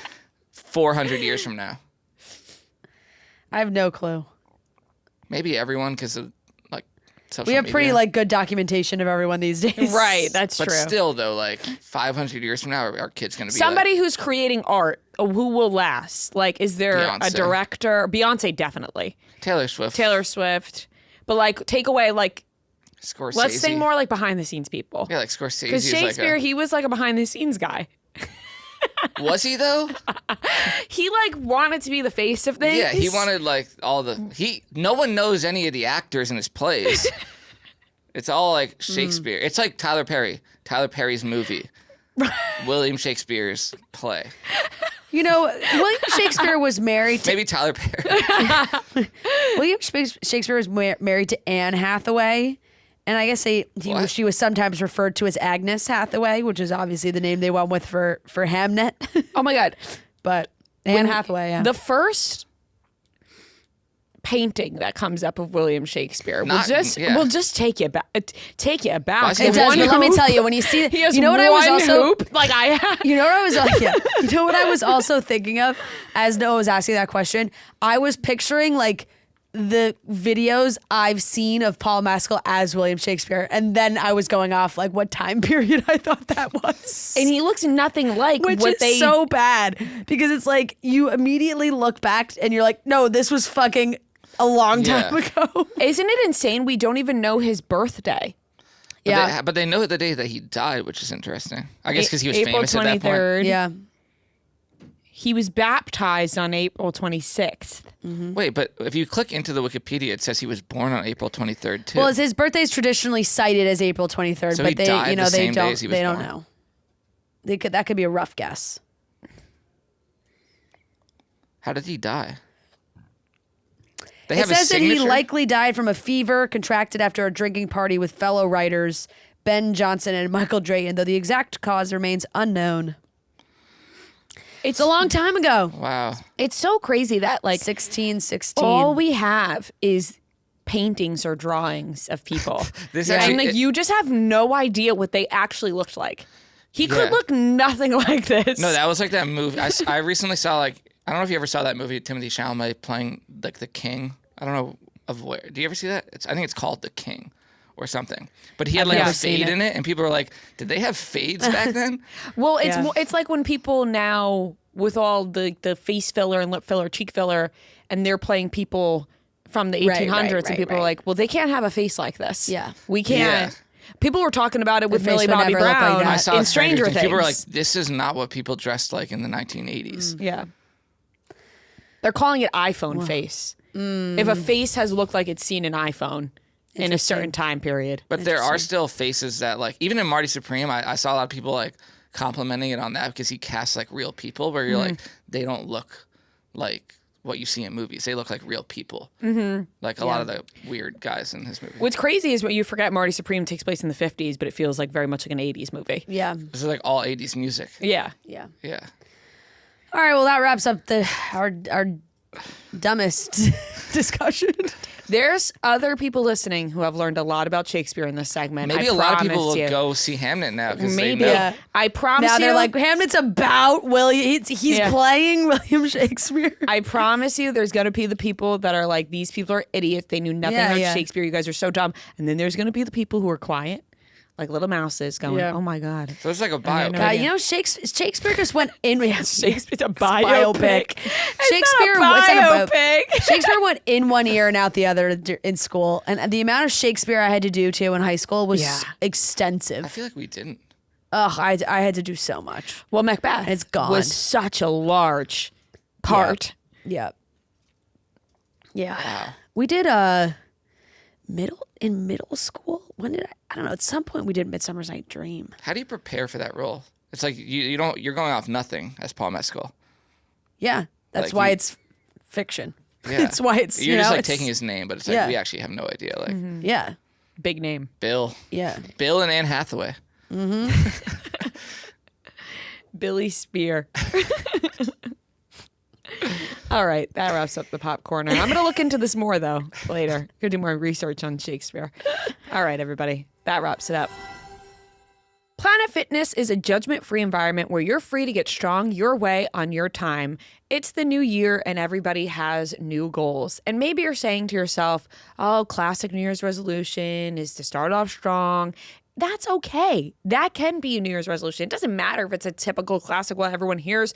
There's never a wrong time to begin. So feel your strongest, your best self with best-in-class equipment for a full workout from strength training to cardio to stretching. There's plate-loaded strength machines like the hack squat, supine benches, and seated calf raises. There's also free weights, cable towers. You also have your classic machines, whether you want a treadmill, Stairmaster, the whole thing. Also, most locations are open 24 hours, so if you need to fit that time in, you can go any time of the day. It's a $15 a month membership, and there's over 2,800 locations, so there's sure to be a location near you. And we're all strong on this planet, so join today in club, online, or in the free Planet Fitness app. Hours, amenities, and offers vary by club. Check out planetfitness.com or stop by your local club for more information. You must be 18 years old to enroll or 13 to 17 with a parent or guardian. All right, everyone, we are here with a very special guest. We are joined by the iconic Chelsea Handler. Thank you so much for joining us. Oh, I'm so happy to see the chicks in the office in person. We're so happy to see you in person too. You have been on the show before, but it was years ago, and we were in our tiny little studio down the hall. So this is a bit of an upgrade. We get a big room now. Yeah, I'm glad that you guys are being treated with respect here at Portnoy Studios, right? Yes. And you're on my algorithm, so like I see you guys all the time. So I'm so happy to see you again in person. That makes us so amazing happy. news. Yeah, I like And- all of your coverage of Taylor Swift, Travis Kelce, the wedding, what she's going to wear, you know, the fears that you have about the wedding. You know, sometimes we go down that rabbit hole, I and I'm know. like, how Listen, did we end up here? I am the same way. I am a fucking Swiftie, okay? Like I this album and this tour like just made me, I'm like that. I've spent hours looking at videos and pictures and gone down the same thing. And You catch it's yourself. very unexpected, you know? Yeah. Like I was like, You do. It was a low-key Swiftie in the beginning. I'm like, Now oh, you're no. now that you're you're deep staying up late in. at night like us, I thinking, know. I'm like, I hope oh. there's enough security at the house Right. if she decides to get married in Rhode Island. What Like, dress is she going to wear? Yeah. Is that story true about a friend of a friend had her wedding canceled and Taylor Swift paid for it? Did you see that? I don't know about Yeah, that. yeah. No, Yeah, no. but But it now we're sounds too like deep something in. she'd do. I mean, I love that she just gives her money away to so many different people. I mean, how can you say anything negative about a person who does that? Yep. Yeah, that is true. I mean, there's a story going around now that she paid a bride off because she wanted the June 13th, 2026 date at a place in Rhode Island. I can't believe she even wants to have a wedding. Like, why? Right? Like, yeah, I wouldn't want to have a wedding. Yeah. I would do that low key, just me, my family, not even my fucking family. Fuck them. Just your know? husband. But I wouldn't even want to get married. So forget about that. Yeah, right. Scrap the whole idea. Forget about it. I'm glad that Taylor Swift is bringing us to your algorithm, though. But you have made it right from our TV screens to sitting here. Yes. Hosted the Critics' Choice Awards Sunday night for your 4th time. Does it get easier or harder trying to roast celebrities in a room like that? It doesn't get harder. It's just I feel very competent at that skill with that skill set. So it's not harder. You know, there are nerves and it's exciting because it's a big deal.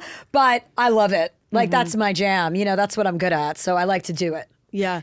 When you're looking out at all the stars, is there a moment of like, oh my God, I can't believe I'm going to say this joke right to It's their usually face? before when you're in rehearsals and you see all of the names of the people and where they're going to be, and I know I'm going to go in on someone.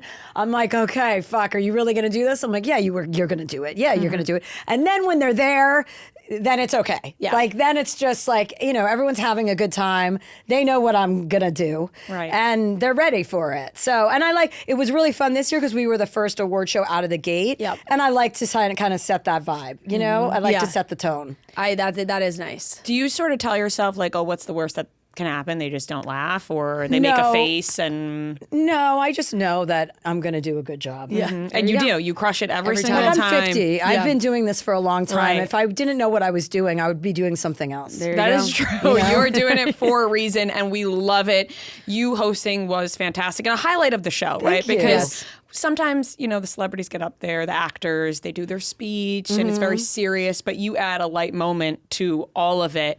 What was your favorite actor reaction or actress reaction? Leo DiCaprio, because I knew I was going to go in on him, and then I was like, oh God, I thought of a couple more punchlines after. But after the show in the morning, I woke up, I'm like, oh, I fucking should. After I said to Benicio del Toro, like, I need you in more movies, more television, in room 307 at the Andaz Hotel. Then I went in on Tiana Taylor and how hot she was, and that my pussy, absolutely popped for her. And then I should have said, like I told Benicio, it's room 307 at the Andaz Hotel. That would have been a great tag. Yes. But Leo had the best reaction. But I know Leo, we, just socially, and I knew he would be cool, And Jeff Bezos deserves to be shamed. Yeah. Yes. Yeah, it's very fair, and you must see like such an easy joke to make when you see the headlines like, oh, he's stuck in St. Bart's and he's accepting awards at the Palm Springs From Jeff Bezos' from the yacht. Like you're like, With a perfect, fake this background. writes itself. It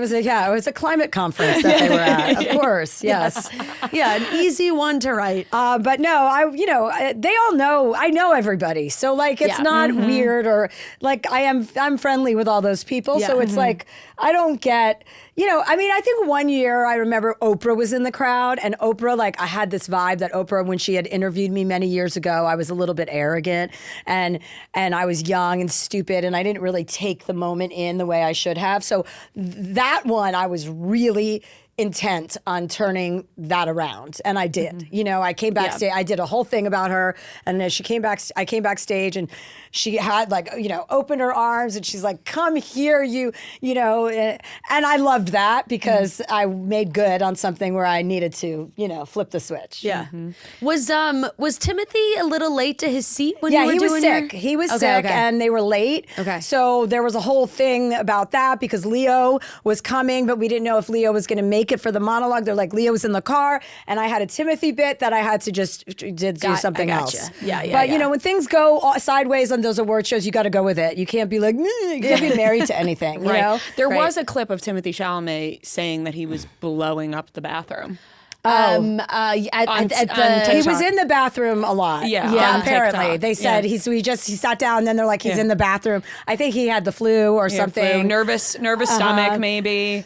Excuse me. But you got to just be ready to like bop and weave. I don't really like, these monologues. I did a show for 10 years. So writing a monologue is pretty easy and fun with my writers. And I don't practice it very much. I do it 2 or 3 times and then we do it on the show. Yeah. So you kind of have to be very nimble with what, if something doesn't work out, then move on to the next thing. Yeah. Is there one that you weren't able to say that you wish you were able to get in there? No, I pretty much said everything I wanted to say. Good. Yeah. Good. Yeah. Especially with the Leo thing in St. Bart's, and now everybody's talking about St. Bart's right now. Oh my God, every celebrity was there, every millionaire, billionaire.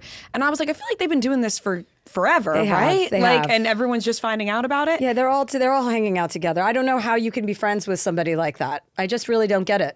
The guy is like handed over democracy so he can make $200 billion more than he already has because he doesn't have enough money. I find that disgusting. Yeah. And I always will. And I don't know why you would I don't know, is he going to save everybody in the end? Like, is everyone going to get on his boat and he's going to be like, not you, Chelsea? I don't want to be on your boat. If the world's going to end, I'll find another boat. The Bezos Ark. Yeah, so it's just a little bit tone deaf. It's not a little bit tone deaf. It's a lot tone deaf. Yeah. And the people in this country are really suffering, many people. So people like that, I find it's pretty ick. Yeah. It is lavish for sure. You see all the videos and the yachts and everyone. The suds parties and the what are you doing? That's like when you mentioned the climate, when Leonardo DiCaprio was like going on about the climate, and then he's on his private jet and he's on the yacht and everyone's like, okay. Yeah, I know. And Lauren Sanchez is a nice person. Like, I've sat down and I've talked with her. She's a nice person, but this isn't nice. And they could have had better carpet at their wedding. I didn't look at any of those pictures. I'm stuck on that. I'm not interested in any of that. See, that one's not hitting your algorithm. Let me just go on the record and say that is not my scene. I am not in that crew, and that is not my scene.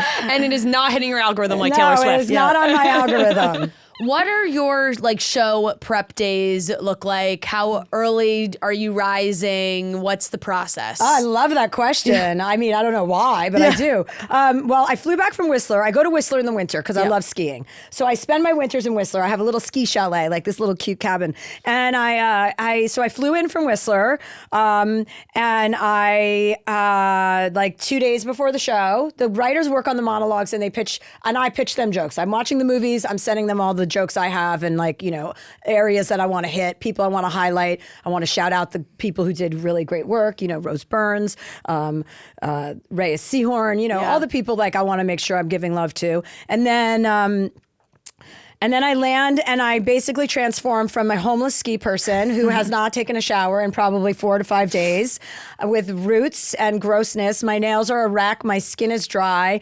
And it is like a 48-hour fucking beauty episode of them fixing me, putting in my hair, fucking tanning, getting my roots done, getting my nails done, meeting with the writers, finalizing the monologue, which is never really finalized until you're actually out there.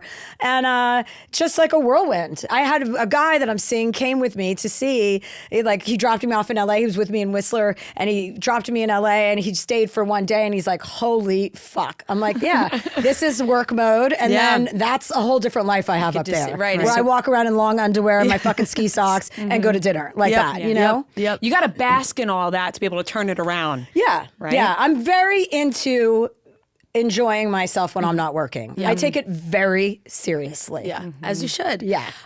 We saw on Instagram the post from Whistler, you're skiing, but you also joked that around the holidays, your house becomes a youth hostel. It does. What vagrants? What does that mean? It means I have all these kids in my life. I have a set of twins in my life that are my daughters. They call me father. They are my babies, Poopsie and Whoopsie. I have a lot of Poopsie Whoopsies though. Yep. Kids like me because I'm not interested. Yeah. So they want to be around me because they think that's cool. And I'm cool with kids. I just don't want them. You know what I mean? But Very they're at my fair. house a lot. I had a lot of kids at my house, and they just come over with their boyfriends, you know, so they can have sex with their boyfriends, I guess.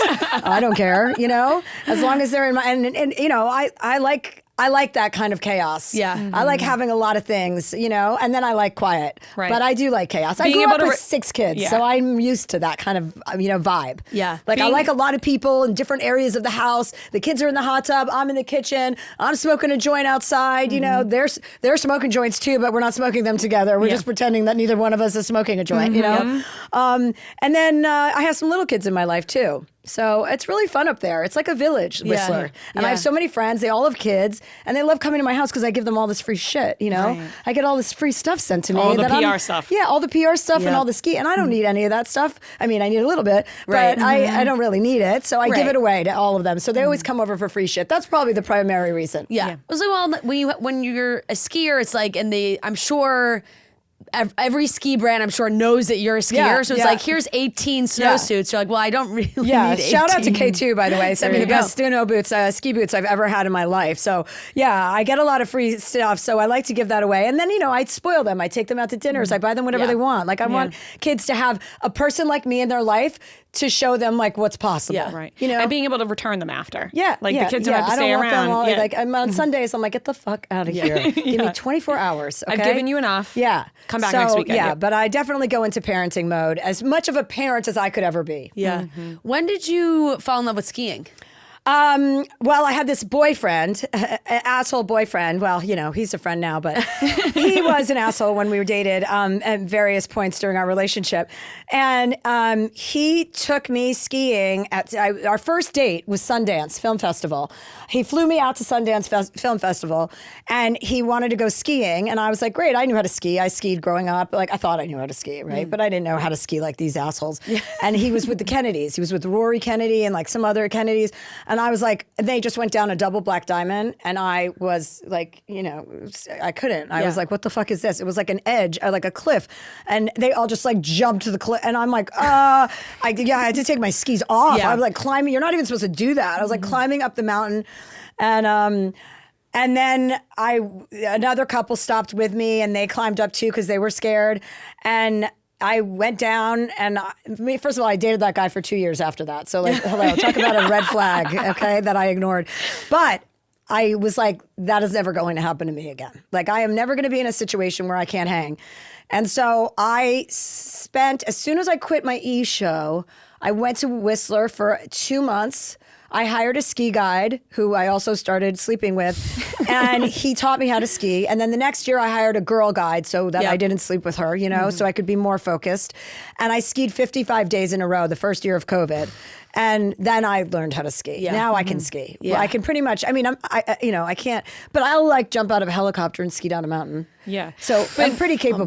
Very capable, but Yeah. none of that made you go, fuck this, I'm never skiing again. You No, were like, it no, made me- I'm I was going to like, become... I'm going to fucking conquer this. I'm Yeah. going to be the best skier. By That's the way, admirable. I skied again with that ex-boyfriend long after we broke up, and guess who's a better fucking skier now? Not him. Yep. No. There you go. Skiing is so tough for me. It's not for It's not I everyone. for had that everyone. experience that you mentioned, like having to crawl down. I just like slid down the mountain. After that, I never skied again. I won't. Like Yeah. it is not It's something not- that I yeah. aspire, but I admire that you pushed through and you did it. Thank you. I appreciate that. And it's not for everybody. Just like Yeah. drugs aren't for everybody. They're for me. You know, like I like them. I get along well with them, but I Right. understand So people. it doesn't mix well with some people. Some people But- doesn't. I know. Yeah, it's not for I them. love cold weather trips though. Like I want to go do every other part of the skiing, but the skiing. I went to Antarctica recently. I just came back from Antarctica. Talk about cold weather. I went down there to get some more ice for Europe because they don't put any fucking ice in their drinks. And I was like, listen, you guys, I'm circling back, but Antarctica, talk about, it wasn't even that cold. I couldn't believe it. It was like, it was their summer. So, but yeah, I went there for 10 days. That was pretty cool. Do you prefer a cold weather trip? I do. Really? I like that. I just think like the that's potential nuts. of skiing. Yeah. Everything for me is about skiing. What do you do in Antarctica? Well, we did a lot of drugs. It was a psychedelic conference, actually. So there were some people who were researching psychedelics, and the rest of us were doing them. I was part of the latter group. People need to experiment. People need to do the experiments. MDMA, a lot of MDMA, a lot of LSD. I think. No, did we do LSD on that trip? No, there wasn't. People did it. There was anything you wanted was on that boat.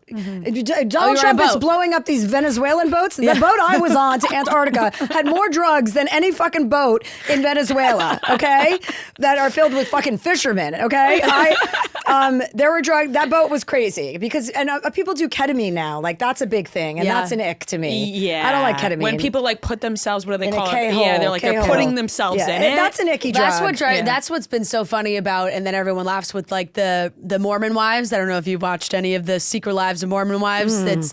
But they are like young girls. They all have like 3-4 kids. And gross. And they don't drink because they're all Mormon, but they're like, but we did ketamine once, and I'm like, well, and your asshole, yeah, like, I like that. That's we did ketamine once. Wait, what? Have you done ayahuasca? Yeah, I did it. I did a documentary for Netflix called Chelsea Does Drugs, and I did ayahuasca on that. Yeah, you can watch that on Netflix.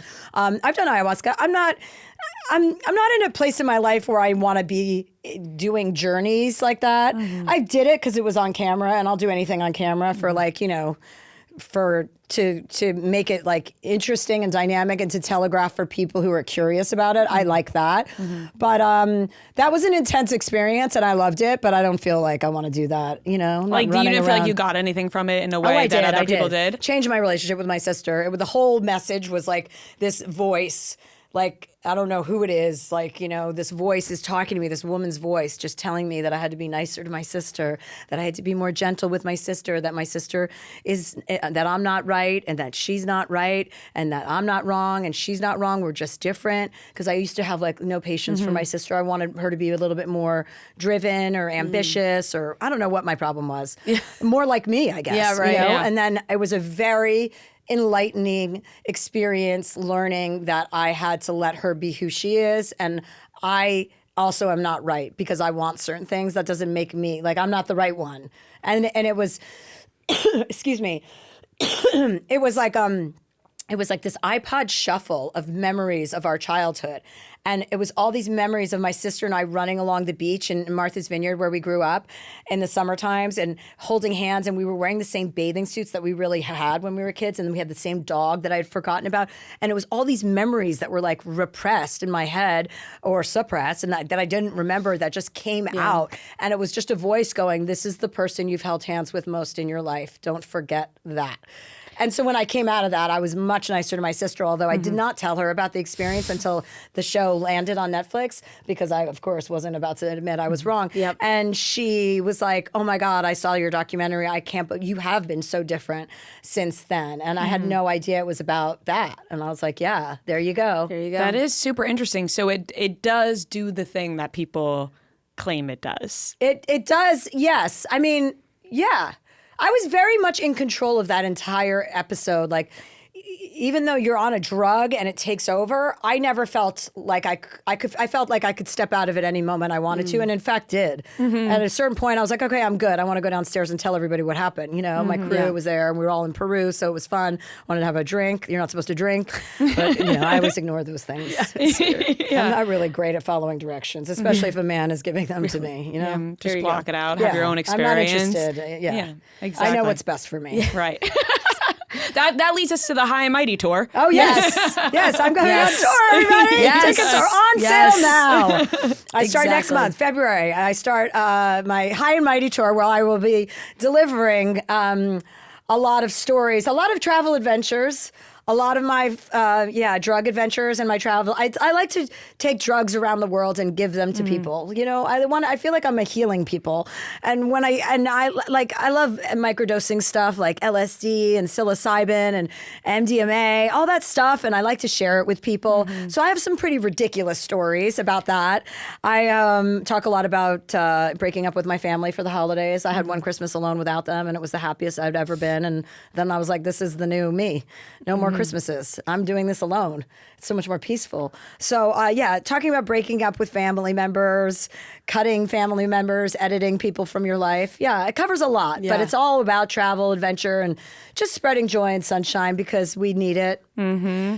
And those stories, you know, the drug stories, family stories can be extremely relatable, especially around the holidays. Like everybody has that, oh man, I want to cut this person out of my life, but I can't do it. I can't do it. Right. It's family. And then on top of that, all the drug stories, we need that silliness. We also need to know that you can cut people out of your family. Who gives a shit? You don't have to say it's forever, but if you need a break, I need a break from my family. Certain family members, they all know about it. I've been talking about it publicly for a couple of months now. You're going on tour about it. I'm going on tour about it. They know it. I need a break. It's not permanent. I don't think, but we'll see. We'll see. And all of that is extremely relatable. And you're right, though. Like, people right now, we need something to laugh at. We need something to relate to. You know, I love that you love talking about all your drug stories so much, because there's some people who are like, you know, they do it in private and they don't want people to know about it. But you're openly telling everybody.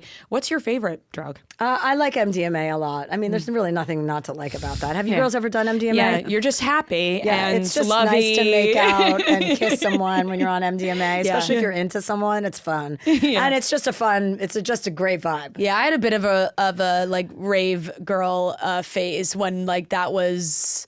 And the beginning of my college years, when it was just like everybody just wanted to go see Avicii or Calvin Harris or and go crazy, and that was I had a good run there, and then was done with it.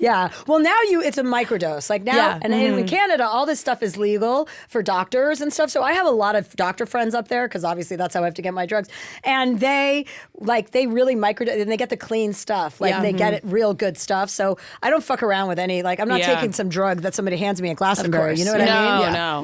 Yeah. I'm handing out drugs at Glastonbury. I'm like, this is safe. You're like, you can trust me. I have the good stuff. The first time I ever did anything was with Fran, because I didn't really go to college. I had like one, you know. I didn't go to college either. I started working here at 19. So like a lot of those experiences were kind of here. Yeah. And I was like, this is so fun. But sort of in the same boat where I was like, okay, I did that. I'm good. Yep, cross off the list. Exactly. But I would trust yours. Thank you. I appreciate that. We're not, I don't know if we're around anybody that I would like, be trusting where anything is coming from. But if you gave it to me, I would trust it. Thank you. Thank you. That means a lot to me. Okay, tour, but you're also, the podcast is going to be on Netflix. My podcast will be on Netflix. Just abundance, guys. Abundance. What's your favorite thing about doing Dear Chelsea? I like talking to real people and having real people call in and helping them. Like, I'm a big sister. I want people to like do their best work. You know, I want to make people like have confidence in their ability to make a decision or get out of a bad relationship, get out of a bad job, take a leap of faith. And so a lot of people, I used to give advice to everyone unsolicited. And so it's nice to actually get the question and give the advice. But also, it's also nice to get advice from somebody who has nothing to do with your problems. It's objective. Yeah. So I like that. I didn't want to just do something where I'm interviewing celebrities. I do that too, because I have celebrities on, but then they have to give advice to the callers too. So that's kind of fun. I had a good time with Amanda Seyfried recently when she was giving advice. She was like, people come on there and they're like, wow, this is really like meaningful. And I'm like, it was supposed to be funny. But sometimes it gets pretty serious. Have you had a lot of follow-up from people who took your advice and come to you with stories? Yeah, and we go on. We read those. My producer reads those out loud a lot on the episodes. But yeah, a lot of times, most often, we've had some serious shit. Like there was a guy that was transitioning, and when it wasn't out to his parents and was like smoking all this pot. Well, this was one of my very first episodes, and I said I'll take a 30-day break of pot with you, like in solidarity, so you can clear your head and figure out what your next plan is. And we did it together. I'm like, why the fuck do I have to do it? But I said I would, so I did. I think I made it like 29 days, And then he came out to his parents, and then he stopped smoking pot altogether. He moved out of his apartment. He's like, these guys are all just potheads. I'm in the wrong vibe. He's like, this is the best advice. If you didn't do that with me, I would have never not smoked pot for a month. I would have never thought about that. I would have never gotten clarity. So like things like that, which, I mean, that makes me feel like a good person. Yeah, that's amazing. That's so cool that you did it with them. I know. You're like, don't offer that up again. Right. You're like, well, I can't do that now. The next person wants you to like smoke every day, 24/7. That's what gets you. Like if you're calling into somebody you really look up to and they're like, I'll do this with you. You're like, well, shit, I have to do it now. Like he's probably like, I have to do it if Chelsea's doing it. Yeah. So that is really impact. cool though that you did that. Yeah, and thank you. Like you said, it makes you feel like a good person. You actually help somebody. Yeah, I like to feel like a good person. Yeah. Like I like to be solid. I like to be reliable. Yep. I like to be consistent, you know. You know, one of the things, and I'm bringing back to like the whole family stuff, but one of the things that's been such a hot topic that I've seen on TikTok over the holidays is people talking about their dynamics with like their own family, if they're a parent and they have their own kids, but then their parents or siblings and the pressures of like having to be with their big family for the holidays, but they can, and then like what happens when they take their own little family and break away, and the shit that some like parents and siblings do to but it's also like family members. Listen, I don't have my parents are both dead. So we just have brothers and sisters and nieces and nephews. I take care of my entire family. I always will. I always have. I take care of the kids. I take care of everything. I did not marry your spouse. I don't want to fucking listen to that shit on my vacation. Like, I don't want to listen to my brother's wife talk about her love of Putin. I don't want to do that when I'm financing a trip. Right. I want to be happy, and I want to be silly, and I want to take drugs on vacation, and I don't want to listen to Russian propaganda. Yeah. So, like, there's a lot of families where you didn't sign up for that spouse. Just because your brother or sister married someone doesn't make me. I've extended my generosity towards my family for enough. Now it's about me. I'm going to enjoy myself and do vacations the way I'm going to do them. And I take the kids, when I can. And but yeah, I'm just done with that. I edited that group. Yeah. That is so fair. And like you said, like you're so generous, right? And that could be, especially around the holidays, when you're so generous, you don't get it, and you're like, what the fuck? I didn't get it back. And then you're like, you know what? Now I'm just going to do it alone. Because now I get to do it the way that I want to do it. But I also don't need it. I don't want it. I don't need gifts. I don't need any of that stuff. I have everything I need. But I like to be generous. I don't do it for the return, but I do expect a little courtlandish. Oh, not material return, more like vocally. Yeah, be respectful and be grateful. Yeah. This is outlandish where you are right now on this vacation. Most people don't get to go on vacations like that. So a little bit more appreciation and gratitude is my issue. Yeah, that's so true. I also feel like around just sometimes we're all afraid to say what we're thinking, and that's where the passive aggressiveness can come in. But when you're sometimes you just bite the bullet and you say out loud what you're thinking, it can actually open up. I had that on Christmas Eve where I just sat my parents down and I was like, I am. The negativity, I just want you guys to have a good Christmas, that sort of thing. Why? What was the negativity? Are they divorced? No. My parents, great together. It's just more like a lot of stress on them with family, whatever, and they let it get to them. And I said, I really want you guys to just can we just not talk about it? Can we enjoy the night? Can we have a good... And we had one of the best Christmas Eves that we've had in a long time. Nice. And I was like, I'm so sorry that I'm saying this all right now, but please. Yeah. And then it felt so good after to say it because I was like, I've been thinking this. And now I just said it, and wow, look, they're actually, we're dancing and laughing on Christmas. Oh, okay. I could say these things out loud, you know? It's good to sometimes take the tension out of a moment also. Right. I like to do that, I like to just call it like it is because it's easier. I hate fake. I hate any pretense. And I also hate passive aggressiveness. I just find that all to be kind of so lame. It's just say what you want to say. I'm with you. You don't have to be a cunt about it. Yeah. You can just say something that's hard to hear in a nice way. Yeah. Yeah. And sometimes that means you care the most. Yeah. If you're even willing to say it. Yeah, right? Absolutely. Yeah. I told a story in my book, my last book, about Jane Fonda calling me out on bad behavior when I was 10 or 15 years ago. She called me over to her house and basically told me that I was behaved badly at her party and I embarrassed her and I was in a dark space and I was like, you will never have to speak to me again. Thank you for taking the time to do this, because you could have just blown me off for the rest of my life. She didn't have to take the time to do that. It's uncomfortable. Most people don't even like conflict. I like conflict. Yeah. I think it's like, it's good. It leads to the next place, you know? And it doesn't have to be conflict. It can be a conversation. And that was really loving. And it kind of, when she did that to me, I really was like, I want to be like that woman. I want to be the person that tells people the truth too. So it was a nice like learning moment for me, you know, teaching moment. Right, being able to take criticism and also give it. Yeah. Right? Because sometimes we end up in a place where there's people who can just like give criticism, but they can't take it. But being the person that could do both, it always makes us a little bit better. Yeah. And coming from Jane Fonda, I mean, you're like, I'm going to listen. Yeah, of course. So, totally. Did you end up like hanging out with her again after that? Oh yeah, we're close friends. Yeah, she just sent me a beautiful email this morning. But I love Jane Fonda. She's she's a close friend of mine. Yeah. But I was just very honored that she cared enough to tell me, you know? She said something like, don't let yourself become a product of this environment. Make this environment a product of you. And I was like, what? Yeah. And I wrote that down when I got home that night, you know? And because I was sober enough to remember, because I was so scared to drink. Right. After she told me about my bad behavior, I was like, I'll have some water. Excuse me. So yeah, I like that when women tell each other the truth. Yeah, that is very true. I feel like we could really go in so many other directions here, but we do, I think, sadly, only have a few more minutes with you. But I do kind of want to go back to the award show thing for a second, just because you have done the Critics' Choice. It's so good. Does it make you want to do more or others, or do you like doing Critics' Choice? I mean, the Critics' Choice is kind of my called. Well, I mean, the Oscars is very serious. Yes. But yes, of course I would do it if the Oscars called. I like the Critics' Choice because it's fun and it's kind of my show now. And so I don't know. I don't think I would just go and do. It would have to really make a lot of sense. You know, the Oscars are serious. People are fucking serious. Yeah. They want to win, and when they don't win, they're pissed. Yeah.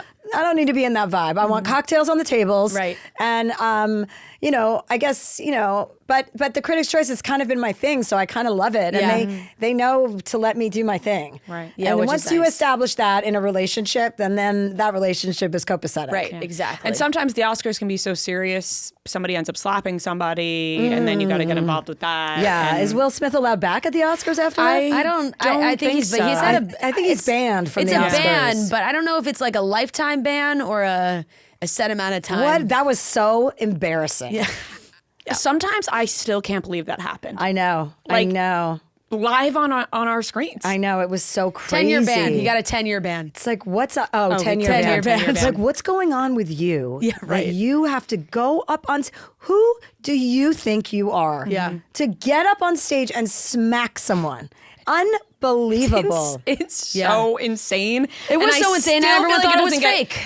I feel like it still doesn't get talked about enough, even though it was talked about ad nauseum. Yeah, it still needs to be brought up. Well, we still keep thinking about it, but that is true. The Oscars are definitely one that feels a little less fun, probably a little more strict on on what they want people to say or not. Of course, if they said, you know, I mean, Conan's doing it for 2 years, so he's doing it anyway. But I'd probably do it. Of course, I mean, I just personally think women are 10 times better at hosting award shows than men. It's just like the evidence is there. It's just less boring. Yes. You know, women are just more dynamic. Yeah. You know, every time I watch them, like, you guys crush it, or so much better between you. I mean, Nikki Glazer, Tina, Amy, all these people who have hosted award shows who are so good and so funny. And then you just watch some of these guys bomb. It's going to be fun one year when it's all women, you know, when every single award show is hosted by a woman. That's going to be something to look forward to. Yep. And you know what's funny afterwards? People are like, oh my God, she was so good. Like, as if they're surprised. When it's like, we know this now. Yeah. Right? We know that. Yeah, I have receipts. Yes. Yeah. You know who's watching war shows? Women. Right. You know, so exactly. Exactly. Like a bunch of straight guys are sitting around being we're watching, so we're enjoying. But exactly. Was there any, you had to do a lot of prep for Critics' Choice. Did you have a favorite movie? One battle after another is, I mean, Leo and Benicio together. Like, I want to fuck Benicio del Toro. He is so fucking funny. He was so funny in that movie. He's so good in everything he does. I love him. And Leo is just like, his career is incredible. Like, you just watch him. and in these movies. And I'm amazed at his acting. He's such a phenomenal actor. He was in an interview yesterday that I saw on Instagram, and he's like, they're like, how do you act stoned without being stoned? He's like, because I'm acting. Yeah. I'm acting. And it's like, that's what he's doing. That's his gift, is acting. Yep. Can we ask you about when you were seen out with Ralph Fiennes?